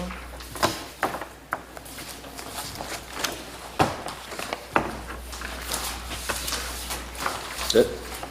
Okay, meeting scheduled, January 4th, Plan Commission meeting 7 PM at the Town Hall, January 6th, 2022, Parks Committee meeting 7 PM. And they said Oh, that they're not meeting Nope, that there night. is no Parks Committee meeting, that's right. That is not on there. They're not meeting till February. January 11th, 2022, Town Board meeting 7 PM at the Town Hall, January 13th, 2022, Joint Rock Lake Committee meeting 6 PM at City Hall or Zoom, I don't know, whatever, whichever. Yeah. Make a motion to adjourn. Say aye. Aye. Aye. Town of Lake Mills, meeting adjourned.